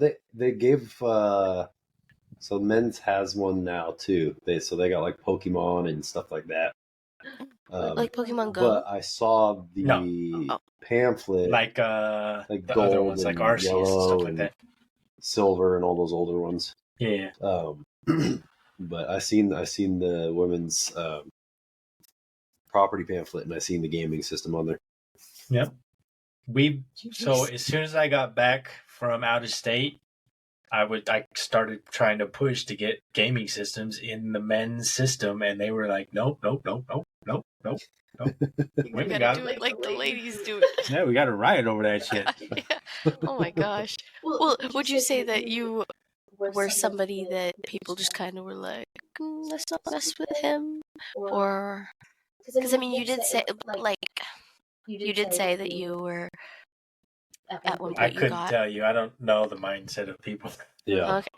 Okay. So I didn't get messed with. So I guess it's a good tell, I suppose. Yeah. I think from an outsider, like for a perspective on him, It's more of he's been down so long, he's got a lot of respect. So more than like, I mean, he's tall, but I mean, I don't know if I'm you, slim. Yeah, he's very slim. So like, it's not like like out here where you see somebody who's like looking like Ty, bodybuilder that we know from where we're working, where somebody would look at him and be like, oh God. It's more the demeanor as well as the respect and everything that he has that would be more imposing than anything else. So when I was in Arizona, my cellie worked in the kitchen. I briefly worked in the kitchen, and he was in a relationship Oh no. with one of the cooks. Oh, okay. That's fine. And she asked him. Oh, I know who you're talking about. What did she ask him? So she asked him a question. It was basically On the edge of my seat. Man, I can't remember exactly how she put it, but basically she asked whether he needed to take care of me or not, right? Because I am a pretty skinny guy. But he was like, oh, so I almost got in a fight in the kitchen, right? There was a dude, I was in the dish tank and I did not want to be in the dish tank. So I went and started working with the cooks, and he basically snitched on me, and they came and told me to go back to this dish pit. I almost got in a fight with that dude in a blind spot, and she came over and broke us up, right? And then she asked him about me, and he was like, look, he's one of the only, I think he might have said, he's the only celly that I haven't had to take care of, right? He's a bigger dude. He's in the API car. Yeah. So I'm not a big dude, but I'm not a weak dude either. Well, You know so, what I mean? yeah, I mean, like what you said, I mean, obviously, if you don't have like gym knowledge the same way, like Ty, if I saw Ty, I'd be like, okay, yeah, he might, if he punches me, it'll hurt a I'd rather lot. fight him than But somebody my size. his mobility and things like that, like, so it's not, yeah. Okay, yeah. Ty, That's fair. for Okay, I'm listening, by the way, concept, but is I'm gonna a change it. professional bodybuilder. So he's a really big dude. He's Right. like 6'4" and like professional competitor. So you know that kind of build. Right. So there's a Simone guy that I know. I don't know if you know him. He was at Stafford Creek. His name is Kavika. His nickname is Kavika. Did you know Kavika? Is he like 6'5" and like 3 feet wide? Not. He's not 6'5". He's like, he's about my height. So I guess to you he might look 6'5", but Only like 1 or 2 inches shorter than you. I'm 6'2", so he was like 6'2" or 6'1", right? But he was really broad. He's a big dude. He could probably bench freaking 3 wheels and freaking Probably more than that. probably more than that. I don't know that I ever saw him lift. We didn't have weights out of state, but so he would not mess with me when we first met, and he wouldn't. He was like scared. He literally told people that he was scared of me for like the first 6 months that we were around each other, because I was the way I carried myself, because I was so quiet.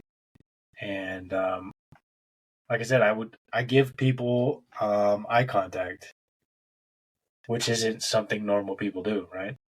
Normal people. I mean, yeah, that's you're normally supposed to give people eye contact, and but yeah. So he said that I scared him because I was so quiet and stuff. Oh, yep. Oh, okay. We're gonna have to wash his bear costume. All right. Yeah. Yeah. Can't do this on the floor.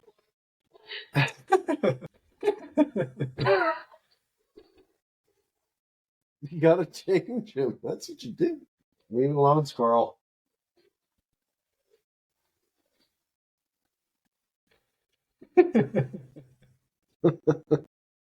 Yep. That's probably the worst one he's had. Are you using your laptop? Me? Yeah. No. Desktop. Oh, that's hers. It says laptop integrated webcam, but it's not on a laptop. What?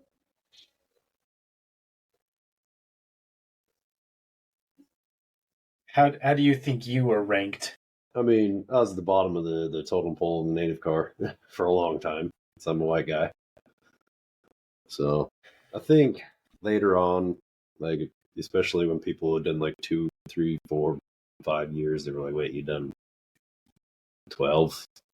They'd look at you, oh, what the hell? And then I had, because at the end, when I was the drum carrier, the guy that was chief at the time was like, because I was like, I'm not native. Why do you want me to carry the drum? Like, I should be one of your people. Like, and they're like, well, you know more songs than everybody, and you can sing, and you're a good teacher. And I was like, I mean, if everybody agrees to it, I'll do it. And so, So, speaking from a guy that was locked up in '99 and learned from all the old school guys, before 2009, that would not have happened. no, he'd have been enrolled. Yeah. But I was like, nah. Everybody in the car would have to agree to it, and so nobody gave an objection. So I was 2 years as a drum carrier, and then the one dude got out, and the new chief decided he was the pipe carrier at the time. He got the chief position, and he decided to have an issue with it. Got the whole car behind me, and Benny, you remember Benny? And an old native dude named Sonny that was notorious for stabbing people. Were the only two that backed me and were like, dude, if you, because they wanted, the chief was trying to get everybody to take me off mainline because I was the drum carrier and I'm white. And so Benny and Sonny were like, if you do that, we will walk away from this car and take as many people as we can with us. Because this dude's just got a level of respect beyond anybody else in this car. You all suck, pretty much. So I ended up pretty much calling out the entire car, and none of them came at me. Gave them their drum back, and the chief of the API was like, no, you're riding with us now. And then got all this. Actually separated at that point because they were so pissed off about it. Right. So in the end, I mean, I wasn't necessarily like top dog, but I had a large voice in the community. Yep. To her other question, one that's kind of, because I've had multiple people like Trub. You remember Trub? Him. Yep. And then like similar situation with you and Kafika, where he's like, you scare me. He's like, you're quiet. You're always watching everything. Like, and there's a guy. He was when I got moved over to Cedar Creek. He would always ask me. He's like, hey, can you watch out for bad guys? And I'm like, all right. And that was like his code word for like both sides of the fence there. And he was doing some stupid stuff. And I was like, yeah, sure, whatever. I got your back. And he's like, because he would always want me to be like just in the shadow, off to the side. And everybody was like, who the heck is that dude? And he would always tell them, oh, that's my ninja. and so a lot of them were like, the dude's kind of scary. But right before I got out, I was one of the big guys. Like I was over 200 pounds. I was 205 with 8% body fat. So I was like one of those. Right. We at that place, we had the nerd car, they called us, because we'd sit in the corner playing Pathfinder and stuff. And first month there, every single person at the table got in a fight. They just beat the shit out of the other person. So everybody's like, don't mess with the nerd car. They don't mess around. Yeah. I find it. So when we were at Stafford Creek, after I came back from Area Heights in 2016, I ended up in a pod with, it was me, Big Time, Bo, Corey, can't remember who else was, but basically all our gaming crew. Every single one of us had murder. We all were doing, I think the lowest amount of time anybody had was like 15 years. And so we had 2 tables in the back that we always sat at, and everybody's like, man, those guys are doing forever. They've done forever. They all have murders. We don't mess with those guys. Yeah. So, and we're just a bunch of nerds nerding out all day long. Yeah. What else? Did you hear her? Go over the weirdo terminology. The weirdo. Well, yeah. Weirdos are just weirdos. There's all kinds of weirdos. Yeah. The most generalized term would be the 97% of the population in there, which is people with sex offenses. Yeah, we don't talk about them. Yeah. Remember that song? You know that song? We don't talk about Bruno. We don't talk about weirdos. We don't talk Yeah. about Bruno. But I mean, one little snippet we have in there that we would do at the gaming table is that if anybody new wanted to join, was the old paperwork party. So if we didn't know you, nobody knew you. Yeah. Gaming table. That's how you were supposed to do that in your car, in the native car. Everybody was supposed to get paper check, but It happened Again, more at the gaming table. again, when I came back from out of state, that kind of wasn't a thing anymore. Why? I don't know. Something happened between 2005 and 2009 where everybody just went soft and gave up or something. I don't know. I don't know. I got checked everywhere. Even back when we did do like paperwork, so we used to have back in when I first got locked up, we would have multiple different meetings per week. Like we'd have a drumming session, we'd have a business session, and then we'd have like the religious session or a arts and crafts session on top of our normal sweat times. So in the business session, which is run by like a town hall situation where the council runs it, and then people can bring up issues that's going on and stuff like that. But it's actual. We keep minutes and shit like that. Anyway, during that one, you used to every week you'd have to bring your paperwork, and if somebody new showed up, we would do a paperwork check. Everybody would put their paperwork out, and you could check it. Right? So that was an every week thing. And then almost every institution, when we would have that meeting, every institution that I went to would have a meeting like that, and you would bring your paperwork. And if somebody new showed up, everybody would do a paperwork check. So that basically, so that you're not singling out the person that you're paperwork checking, but everybody gets paperwork checked when you show up, right?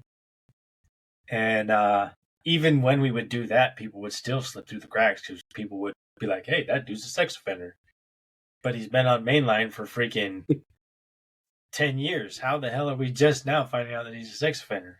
Man, people are really good at hiding their paperwork and coming up with fake paperwork and stuff. So State. anything. Like there was one guy, he hid it from everybody, and somebody ended up looking at him from other states, and they found a sex offense in another state. And they're like, "Oh, what the heck?" So there was a guy in the 90s, like mid to late 90s. He used to do work for the car. Like if anything happened, he was the guy that would do it, right? If there was a sex offender that needed to be taken off mainline, he'd always volunteer and do it, right? Turns out he did that to cover the tracks that he was a sex offender. They found out that he was a sex offender like 2 years before I got locked up, and but he was a badass. Nobody wanted to mess with him. He got taken off like the major main line. He got taken off Walla Walla's main line, but he was still walking main lines, and nobody would take him off the main line because he was a badass. Oh my gosh. Okay, something you said made me think of a question, and now it's gone. Oh, do they? So I wondered this, but do they get like their shit rocked as much as everybody says that they do out here? Like everybody always talks about how if you're like that, if that's your crime, like you get taken The care majority of them are paying somebody of to like be protected, Yeah. or okay. to be left alone, basically. Paying rent. Some places you go, it's not as. Yeah, nowadays I don't think it's like that. But When I was still at the Ridge, it was pretty strict about that. But Airway Heights, no. they weren't allowed on the yard. If they were on the yard, somebody was taking them off. Meaning The yard, the outdoor recreation area, taken off. Yeah, somebody would go beat him up and just take the hit to go to the hole and possibly get demoted, go to Walla Walla or call him. But Yeah, there's certain institutions where they basically send them because they know that they're protected there now. Yep. Like Area Heights is a Safe sex yard. offender yard and a dropout yard, which is people that drop out of their gangs go to Area Heights because they protect them. Yeah. Oh, okay. Yeah, there's actually a few pretty violent and a few cases of dead people at the Ridge when I was there. But the reason the politics are pushed so much over at the Ridge is because it's proximity to Walla Walla and the way they transfer people from close custody Walla Walla to Coyote Ridge. Yeah.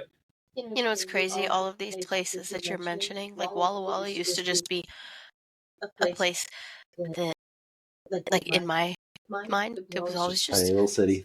well, Make no, onions. it was just that's my mom's cousin's family goes over there for vacation, and yeah, onions. And now it has a completely different association. Yeah. One of these days, we're actually going to drive over there to Connell and look at the sunset. Amazing sunsets over there. Like, and if you look it up, it's like top 5 in America. I've had to drive through there at the sunset, so Yeah. it's pretty all right. Pretty all right. Yeah, it's pretty all right. I do enjoy sunrises more than sunsets now. You know, I don't think I've seen enough. Working when I was working traffic control, I saw a lot of sunrises and sunsets. So Yeah. and I spent a lot of time down in the Tri-Cities area and the Walla Walla. I actually went down to Walla Walla and spent like 4 months working down there. How was that? It was all right. It was a really easy job. So, have you encountered any inmates in the wild? What I mean by that is like Just randomly bump into like off-site workers. Oh, when I was down there, yeah. Yeah. So while I was working down at that job, it was right next to the fairgrounds, and they would have guys come from the camp right there in Walla Walla and work at the fairgrounds. So I got to talk to him and ask about people that I knew were in Walla Walla, and they were like, "Oh yeah, we hang out with him every day." Blah blah blah. So, and then I've seen some of the guys from the camp up here in Airway Heights. I've seen them working, but I haven't talked to them or anything. How did it make you feel seeing them? I'm just more curious whether they know any of the guys I know. So you never did offsite though, so no. Yeah, I did that at the Ridge when I went from the medium to the camp, and then when I got moved to Cedar, I did it again there. And I was driving to visit Aubrey at work, and I seen a crew on the side of the road, and I just got this weird feeling. Like, it just made me feel weird. I couldn't explain it. It was just like, oh God. Yeah. Like, it was because I had just gotten out not too long before that, so seeing them, I was like, oh crap, wait, they're gonna see me and realize, hey, I shouldn't be out here. So it was just a moment of realization of wait, I'm free, right? So we have there's a sweat lodge that I go to that's up in Airway Heights. It's literally 150, 200 feet from the prison. So while we're at the sweat lodge, we can hear them do their announcements and announce main lines and sell everybody in during counts and stuff. So that was pretty interesting to hear. Because I started going to that the first week after I got out. So yeah. Did you have any reaction when you heard selling for count? No, I knew better. But Okay, so are there any phrases or terms that are just either irk you a little bit? Because I remember my mom said "tray up" once, and you were like, "Ooh, I did not like that." So yeah. For me, no. That's just when she said that, I was like, oh, motherfucker.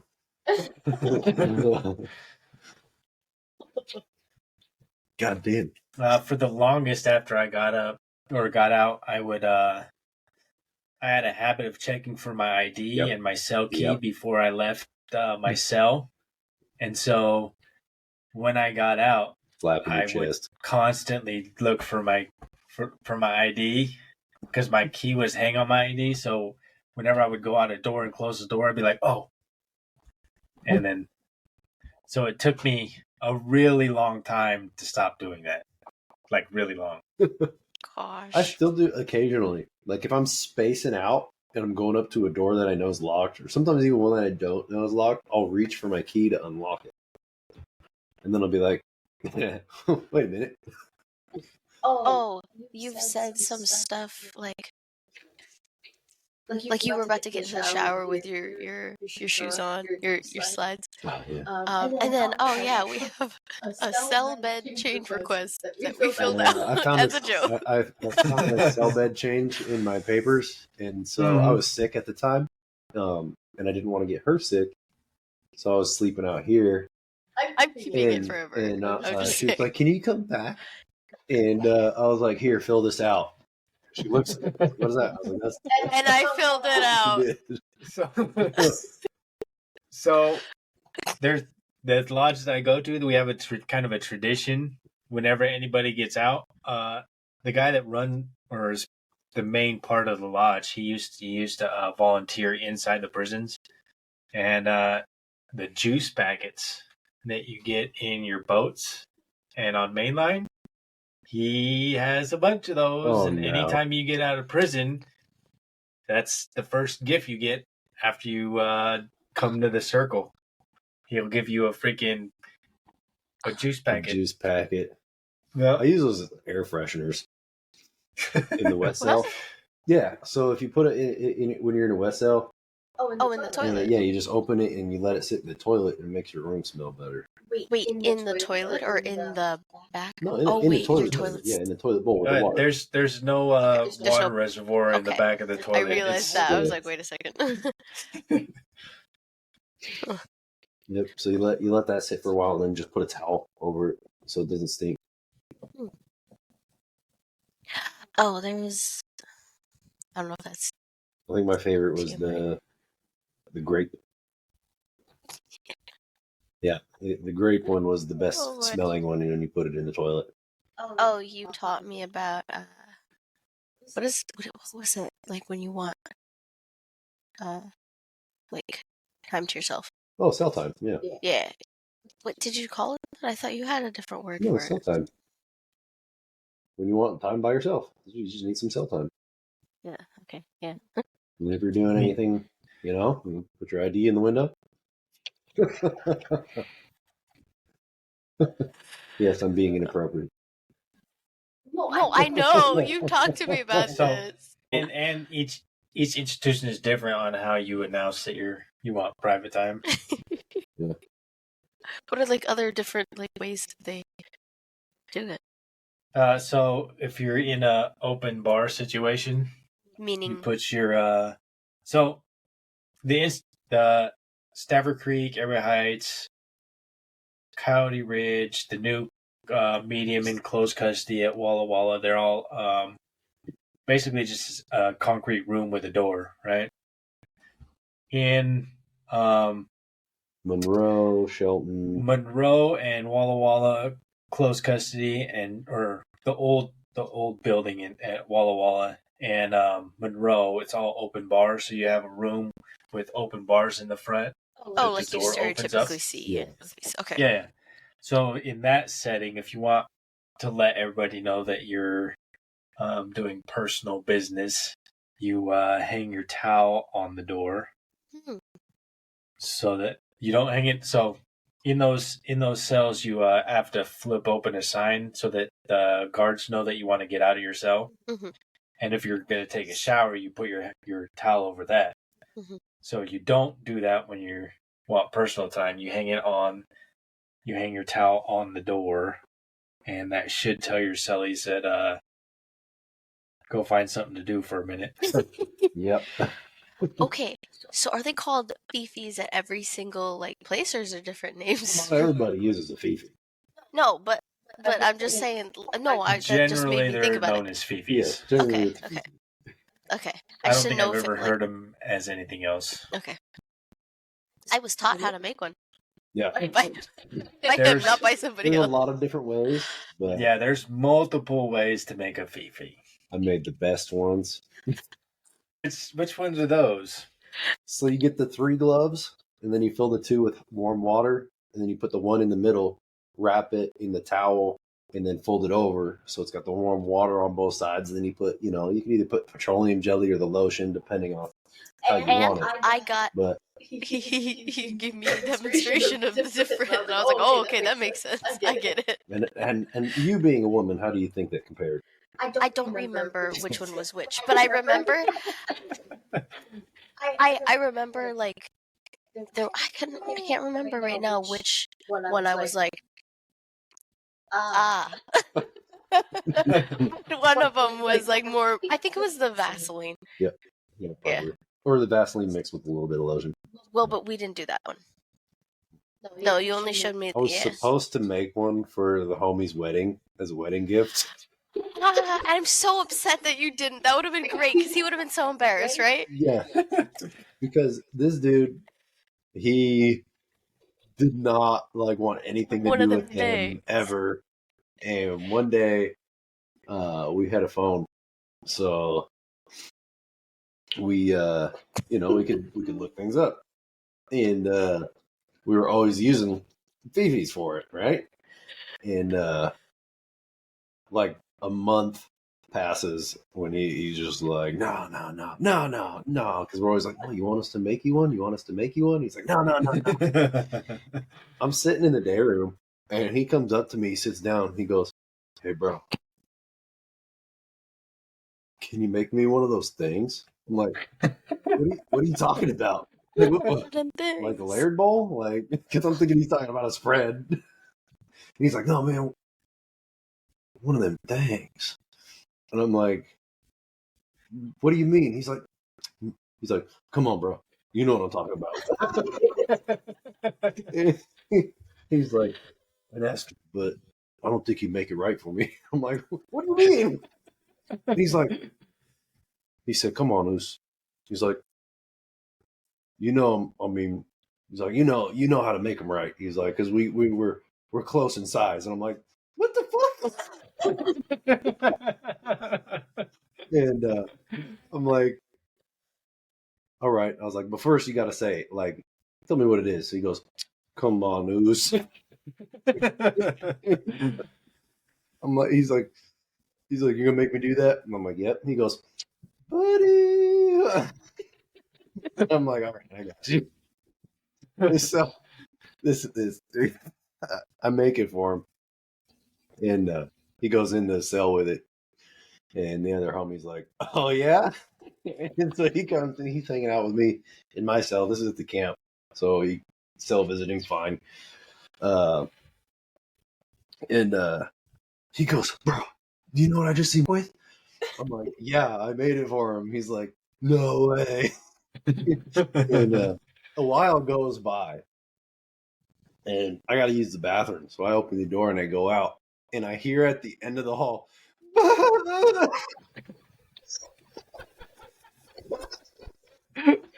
immediately spin around, go back in the house, and I'm like, dude, I think I heard him finish. And they're like, what? So I told them what I heard, cracking up, and we're all looking out the window, and he goes running by. So I follow him in the bathroom, and I walk in, and I make the same noise. He's like, bro, what are you talking about? I'm like, dude, I just heard you. He's like, no, I didn't make any noise. I was like, yeah, you did. He's like, I might have. Every time after that, he'd give me that little side eye, and he'd go, buddy. Oh, another thing. Obviously, this doesn't apply to everybody, but like, you guys make so many gay jokes, like you and Sherm. Some people don't do it as much, but when you get a whole bunch of straight dudes together, it gets really gay. Isn't it like Hella gay. gayer Hella than gay.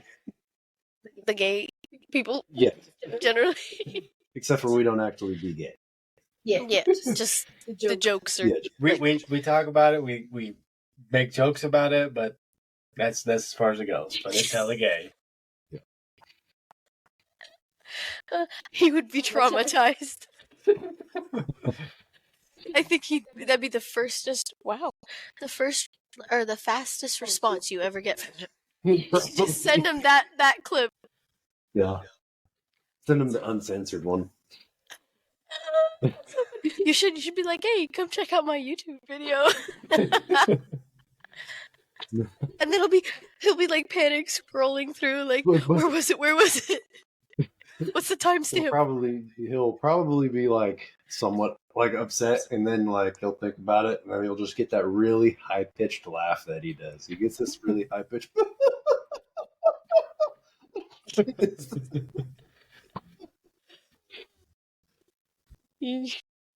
So anybody who knows him knows exactly who I'm talking about.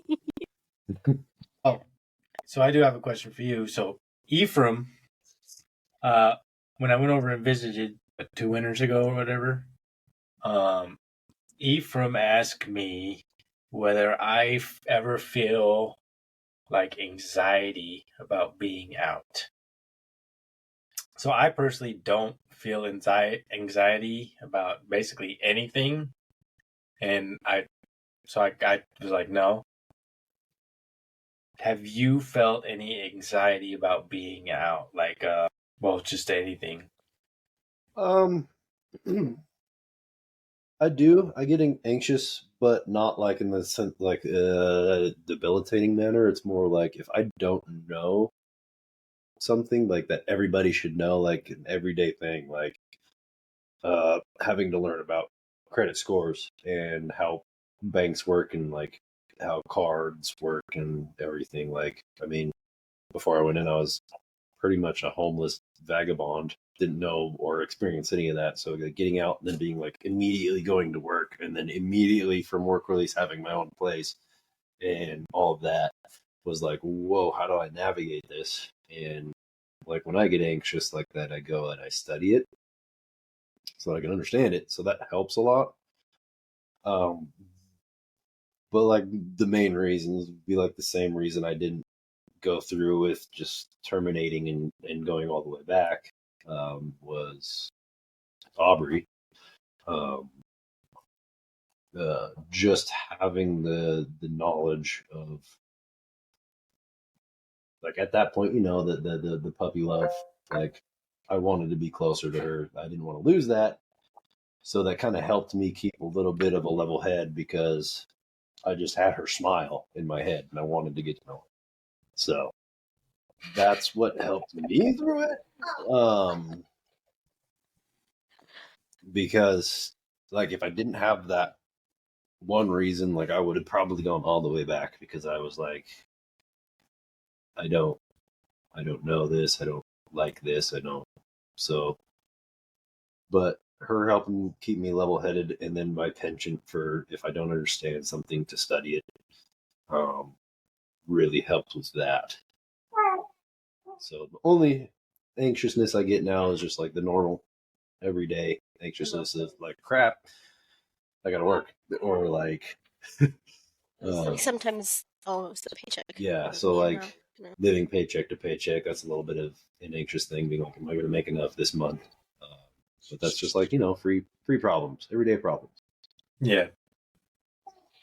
I remember when like because I was trying to move out of my apartment that I was in at the time, and I remember like this was in my head at least. I was kind of like, I don't want to like ask him like if he wants to move in together because we're having a conversation. I don't want to ask him like that and make him feel obligated or whatever, or like be like, oh my gosh, like that's so soon, you know. So like when we were talking about like you finding some place, if not your parents, when you first got out, I remember like I really enjoyed being able to like be like, okay, so like here's what I look for in an apartment. Like you got to take into consideration like not just the rent, but like all of the like utilities that might be included in it or not included, and the square footage and like kind of like seeing what you're getting for your money and stuff like that. Because I really like I was like when I was searching for my first apartment, moving out, like I like was really into that. So I would have been living in a 400 square foot place for way too much probably if it wasn't for Right. And here we are with 1,200 square feet for the same price as some of the 700 square feet houses. So Right. That's a rant that I want to go on about DOC is the way they prepare people for getting out, because they don't prepare you for getting out. They don't teach you anything about getting out. I mean, they give you like the job skills, like they try and teach you how to interview for jobs and stuff like that, but they don't tell you any of the other important skills, like even like schools, like the public school system. They don't teach you enough to survive in as an adult unless you go to a private rich person school. They don't teach you about economics or fucking investments or taxes or any of that. So I really am disappointed that DOC doesn't recognize the importance of that stuff to make people's transition successful. Because there's a lot of people that they let out that don't have those skills, and that's what's been holding them back this whole time. So they do whatever they need to do to get money, and they end up going back. So that's probably my biggest pet peeve about DOC is their lack of understanding this and willing to understand what people need to be successful in transitioning out and not teaching them that kind of stuff.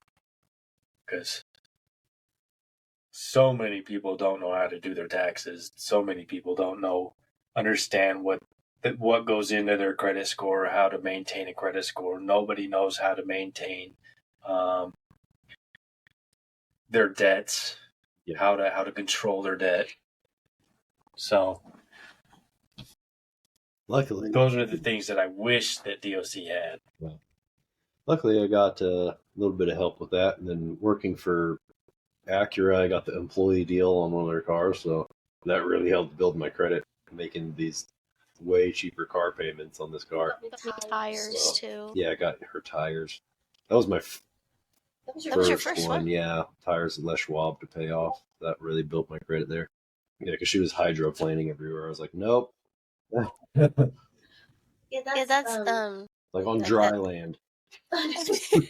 yeah. For realsies.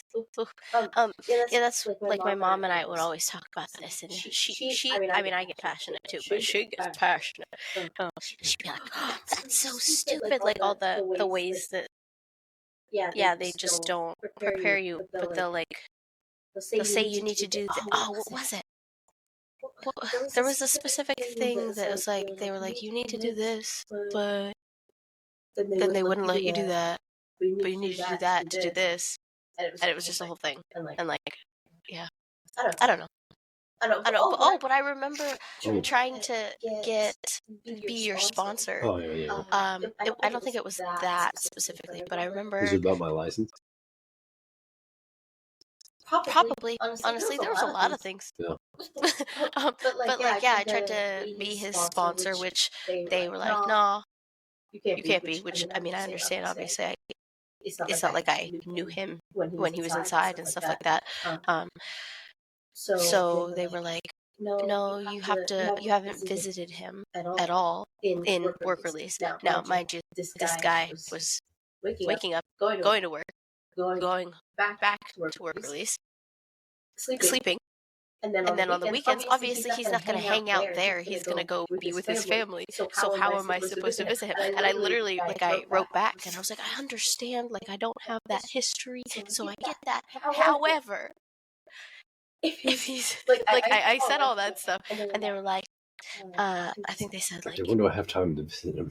Yeah. I, literally, said all that stuff, and it was just a whole thing. But then at that point, it was like, you had, a month left, so I was like, it's fine, I guess. But yeah.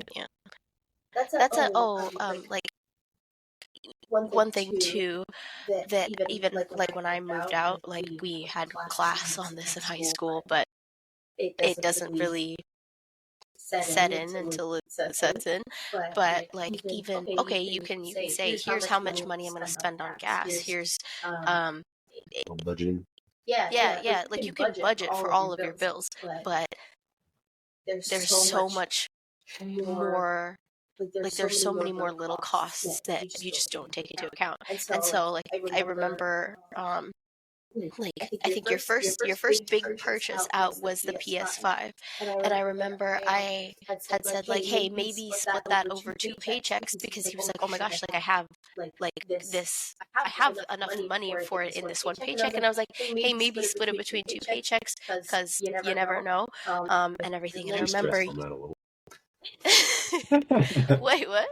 Yeah, she stressed on that a little. Oh yeah, well, because then afterwards, so you bought it in the 1 paycheck, and then I remember, all those tiny things came up and everything like that, and then after his second paycheck, you were kind of panicked.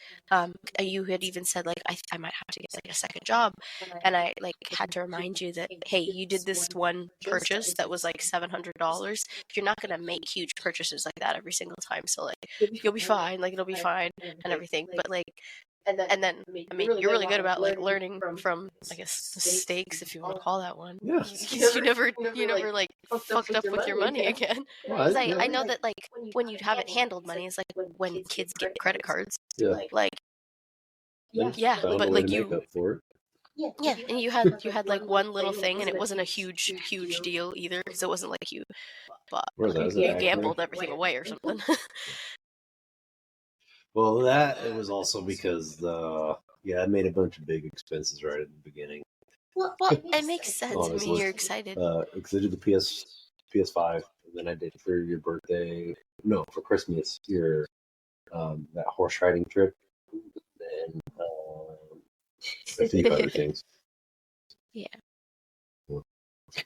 Yeah, but I mean, like when you have, again, like it's understandable. Like when you have the money after never having it like that, like you have. First of all, you have the money. You also have the freedom to do these things. Like it's not like you're under 18 and you have to, ask parents' permission, or you're not old enough to do this, and like you have the ability to. So it's exciting, but like you didn't lose your mind about it to a point where it was, oh, this is gonna be really hard to come back from. Yeah. It helps that your sister's family is so great with finances too. Yeah. Yeah, so along with the become a lawyer and sue DOC, one of my other grand plans is to form an organization and go into juvenile facilities where they're housing juveniles for long term. Because now, if you catch like a murder or whatever as a juvenile, you don't go to prison. You go to a juvenile facility and sit in a juvenile facility until you're 25. At that point, they determine whether you're rehabilitated or not, and then if you're not, then they send you to prison. So I'd like to create a nonprofit that goes into those juvenile facilities and teaches people as they're going from whatever age they go into those things to that 25 point, teach them all the skills that I missed out on, everything that you need to know, like how to do taxes, how finance works, how credit scores work, how to finance a car, stuff like that. Yeah. Because that's stuff I had to figure out on my own once I got out. Yeah. Yeah. So question, because like you said, rehabilitate, and do they actually, is it just kind of like what they like to call it, just sound like they're doing something, or does it actually... DOC has programs that are geared towards trying to rehabilitate people, that they force people into, right? Okay. You're not going to rehabilitate anybody that doesn't want to be in that program, right? Right. If you don't want to be in that program, you're going to resist everything that they're teaching you. You got to want it yourself. So, yeah. DOC has these, I forget what they're called, something-based programs, evidence-based programs, that these programs have worked in the past. So we're going to incorporate them in our rehabilitation efforts, but we're going to force people into it, right? That's not how those programs were originally designed, I'm pretty sure. I'm pretty sure they were designed as, if you want to take this course, and it might help you get out and succeed, right? A good example of that is the Redemption Project. The Redemption Project it started in Stafford Creek. A group of inmates that had done a long time or were doing a long time were like, hey, we need something that's going to change the culture of this prison because it sucks, right? So they, as a group, formed this organization called the Redemption Project. They came up with a curriculum for it, and they were making it a volunteer program that you could sign up for and take if you wanted to learn to be a better person, basically. So it was a success. People were taking it at their own volition. They were succeeding. They were becoming better people, making better decisions in the prison. When people got out, they were doing good as far as not coming back and stuff. They were succeeding in life. Now DOC is taking that Redemption Project and they're forcing people into it. And the numbers of people that are doing good in that program dropped drastically as soon as they made it mandatory for people to take. Because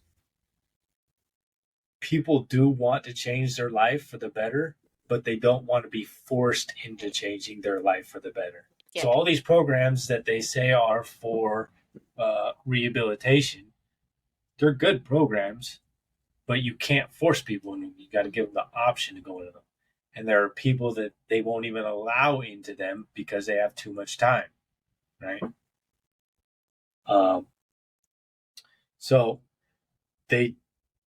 DOC has a interesting view on how to rehabilitate people. And I would say that whatever DOC did to try and rehabilitate me didn't work. I rehabilitated myself by taking the things that I needed to do to fix myself, right? I'm a better person because of the amount of time I spent reflecting on my life in the Native American culture and the Native American religious structure, as opposed to anything that DOC offered me, right? I was lucky enough to get into some programs that they shouldn't have let me into. Like I got my associate's of arts degree when I was in Walla Walla. They weren't, according to their policy, they weren't supposed to be putting me into it because I had so much time, but they let me take it. So there are barriers that they put up that keep people from being able to take the programs they want to take to rehabilitate themselves. And then there are times when they force people to do programs that they don't want to do and counter whatever productivity the program has. So DOC does not rehabilitate people. People rehabilitate people. And if you give them the option to rehabilitate themselves, they'll take it. But if you force them into it, they won't. It's like if I was going to clean my room already and my mom goes, you better clean your room, I'm going to be like, well, now I don't fucking want to. Like, yeah. I was going to, but... It's the same situation. Yeah. And so anybody that is going to have an opportunity at getting out of prison because of their rehabilitation, I mean, they can just act along and go along with whatever DOC says, and they'll find that they're rehabilitated, to be honest. But whether they actually are rehabilitated or not. Yeah. And then that's hard, too, because even when you are given those opportunities, like to get your degrees, certifications, all that stuff, then you come out here and people aren't willing to give you a shot and stuff like that. I've been pretty lucky with that one.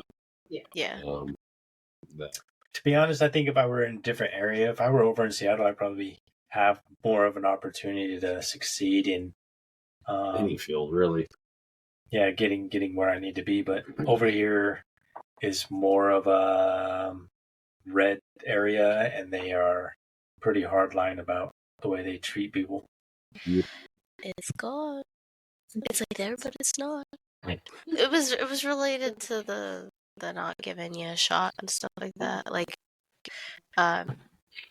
you had said that nobody was getting back to you, and then you had said that, like, yeah, people would look at, like, great interview, have all of the best, like, things to say about you, and then this thing from your past that was so far in your past, too, and they're just shun it. Like, that's one thing. Like my extended family lives in a different state, so like they don't really, like, they haven't really met him at all and stuff. But I was like thinking about it, and some of them are like, I can imagine be like, oh my gosh, you know. But I was like, dude, if they like meet you before, like they know that stuff, and then that comes out later, because they're gonna love you, right? Like they're gonna love him. He's a likable dude. Like, and then they find out about it. It's like, oh, it's the same person. So what's your problem now? You just have an issue with it. Like, right. Yeah. So another interesting situation about DOC. Just before I got let out, I was working in correctional industries, and they have a program. Down with CI. They have a program in correctional industries where they will take they give you a resume, and they'll have a person on the streets that will basically help you look for work based on the field that you were working in correctional industries with. Okay. Right? So if you worked in the chair factory, they would look in the field of manufacturing for other companies that might that you might fit into in whatever you were doing, right? So they have that program, but they don't have a person on the ground here on the east side of the state. So me getting out onto the east side of the state, I didn't get the benefit of that job backing coming into the workforce. So I couldn't get a job related to what I was doing in CI. Right? Jeez. So over there, they'd have that person on the streets before I get out. Before I get out, they would actually contact companies that were in the field of manufacturing, or in my case, I was a order entry clerk, so they would look at office buildings or offices that have clerks in them and customer representatives and try and find somebody that would be willing to give me a job before I got out. Mm-hmm. Because they don't have a representative over here on the east side of the state, they were not willing to do that for me. Are you able to like move over here / would you want to move I've over thought about it.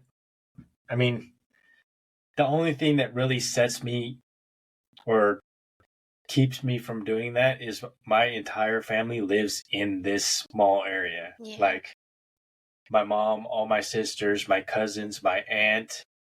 Before she died, my grandma was living here. So like my entire family, cousins, everything live within 40 miles of Spokane. So Mm-hmm. Gosh, okay. That's really the only thing that's keeping me in this area. It's only an $80 plane trip.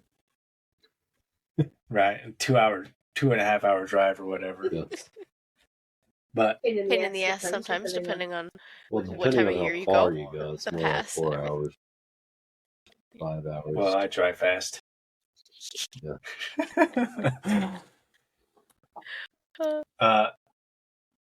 But yeah, I've thought about moving over there. I don't really like the weather over there, to be honest.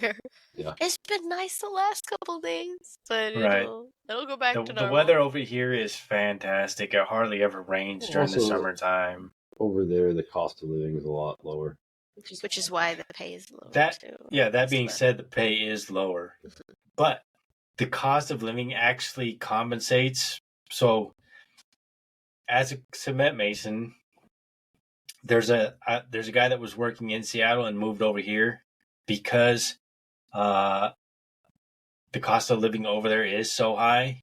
Even though he was making like $40 an hour or whatever, he's an apprentice, so he was making like $40 an hour plus whatever the health and stuff. He said coming over here, he made more money on his paycheck than over there, even though he's getting paid less Because his bills weren't so gosh he has darn high. more hours and the cost of living is lower. Yeah. So, Yeah. That's fair. But I could be making pretty good money if I moved over there, and I'd be working year round rather than seasonally. Yeah. Yeah. It's just Your family. Yeah. my family. Completely understandable. A pretty tight knit group. We spend a lot of time together. It's so strange too, because I mean I'm an only child and you're introvert. That's but the fact that they like to hang out with each other so much, it's so strange. It's like you guys don't get sick of each other, like.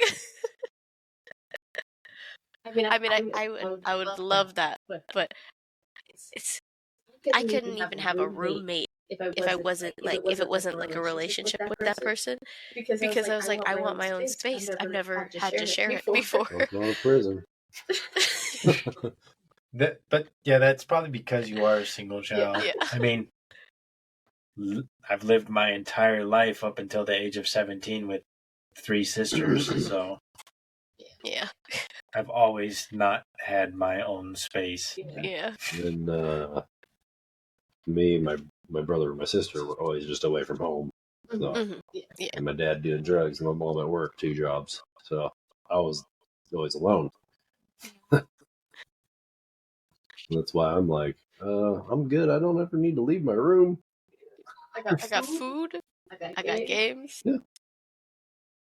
But I'm trying to change that a little bit, be more out there. You know, it's part of the effort of doing all of this, as well as taking experiences and Yeah. hopefully helping people. And I like to be alone, but I like to help people. Kind of conflicting. Well, as like online job, which this could become, Yeah. makes you able to do that. You can still be alone, but you get your little interaction through Yeah. the screen, Well, which honestly, I'm done. yeah, you can turn that off. Yep. But it's strange to tell your friend or your family that's over here visiting you after they've been here for like an hour. Hey, bye. Hey, bye. You can go now. We should have a sign. You can leave at this time, please. So, Thank you. when were you planning on leaving? Because, Nice to see you. Or you could just go in the other room. Don't even say a single thing and see I've how done it a long it couple takes them times. to figure it out. I've done it a couple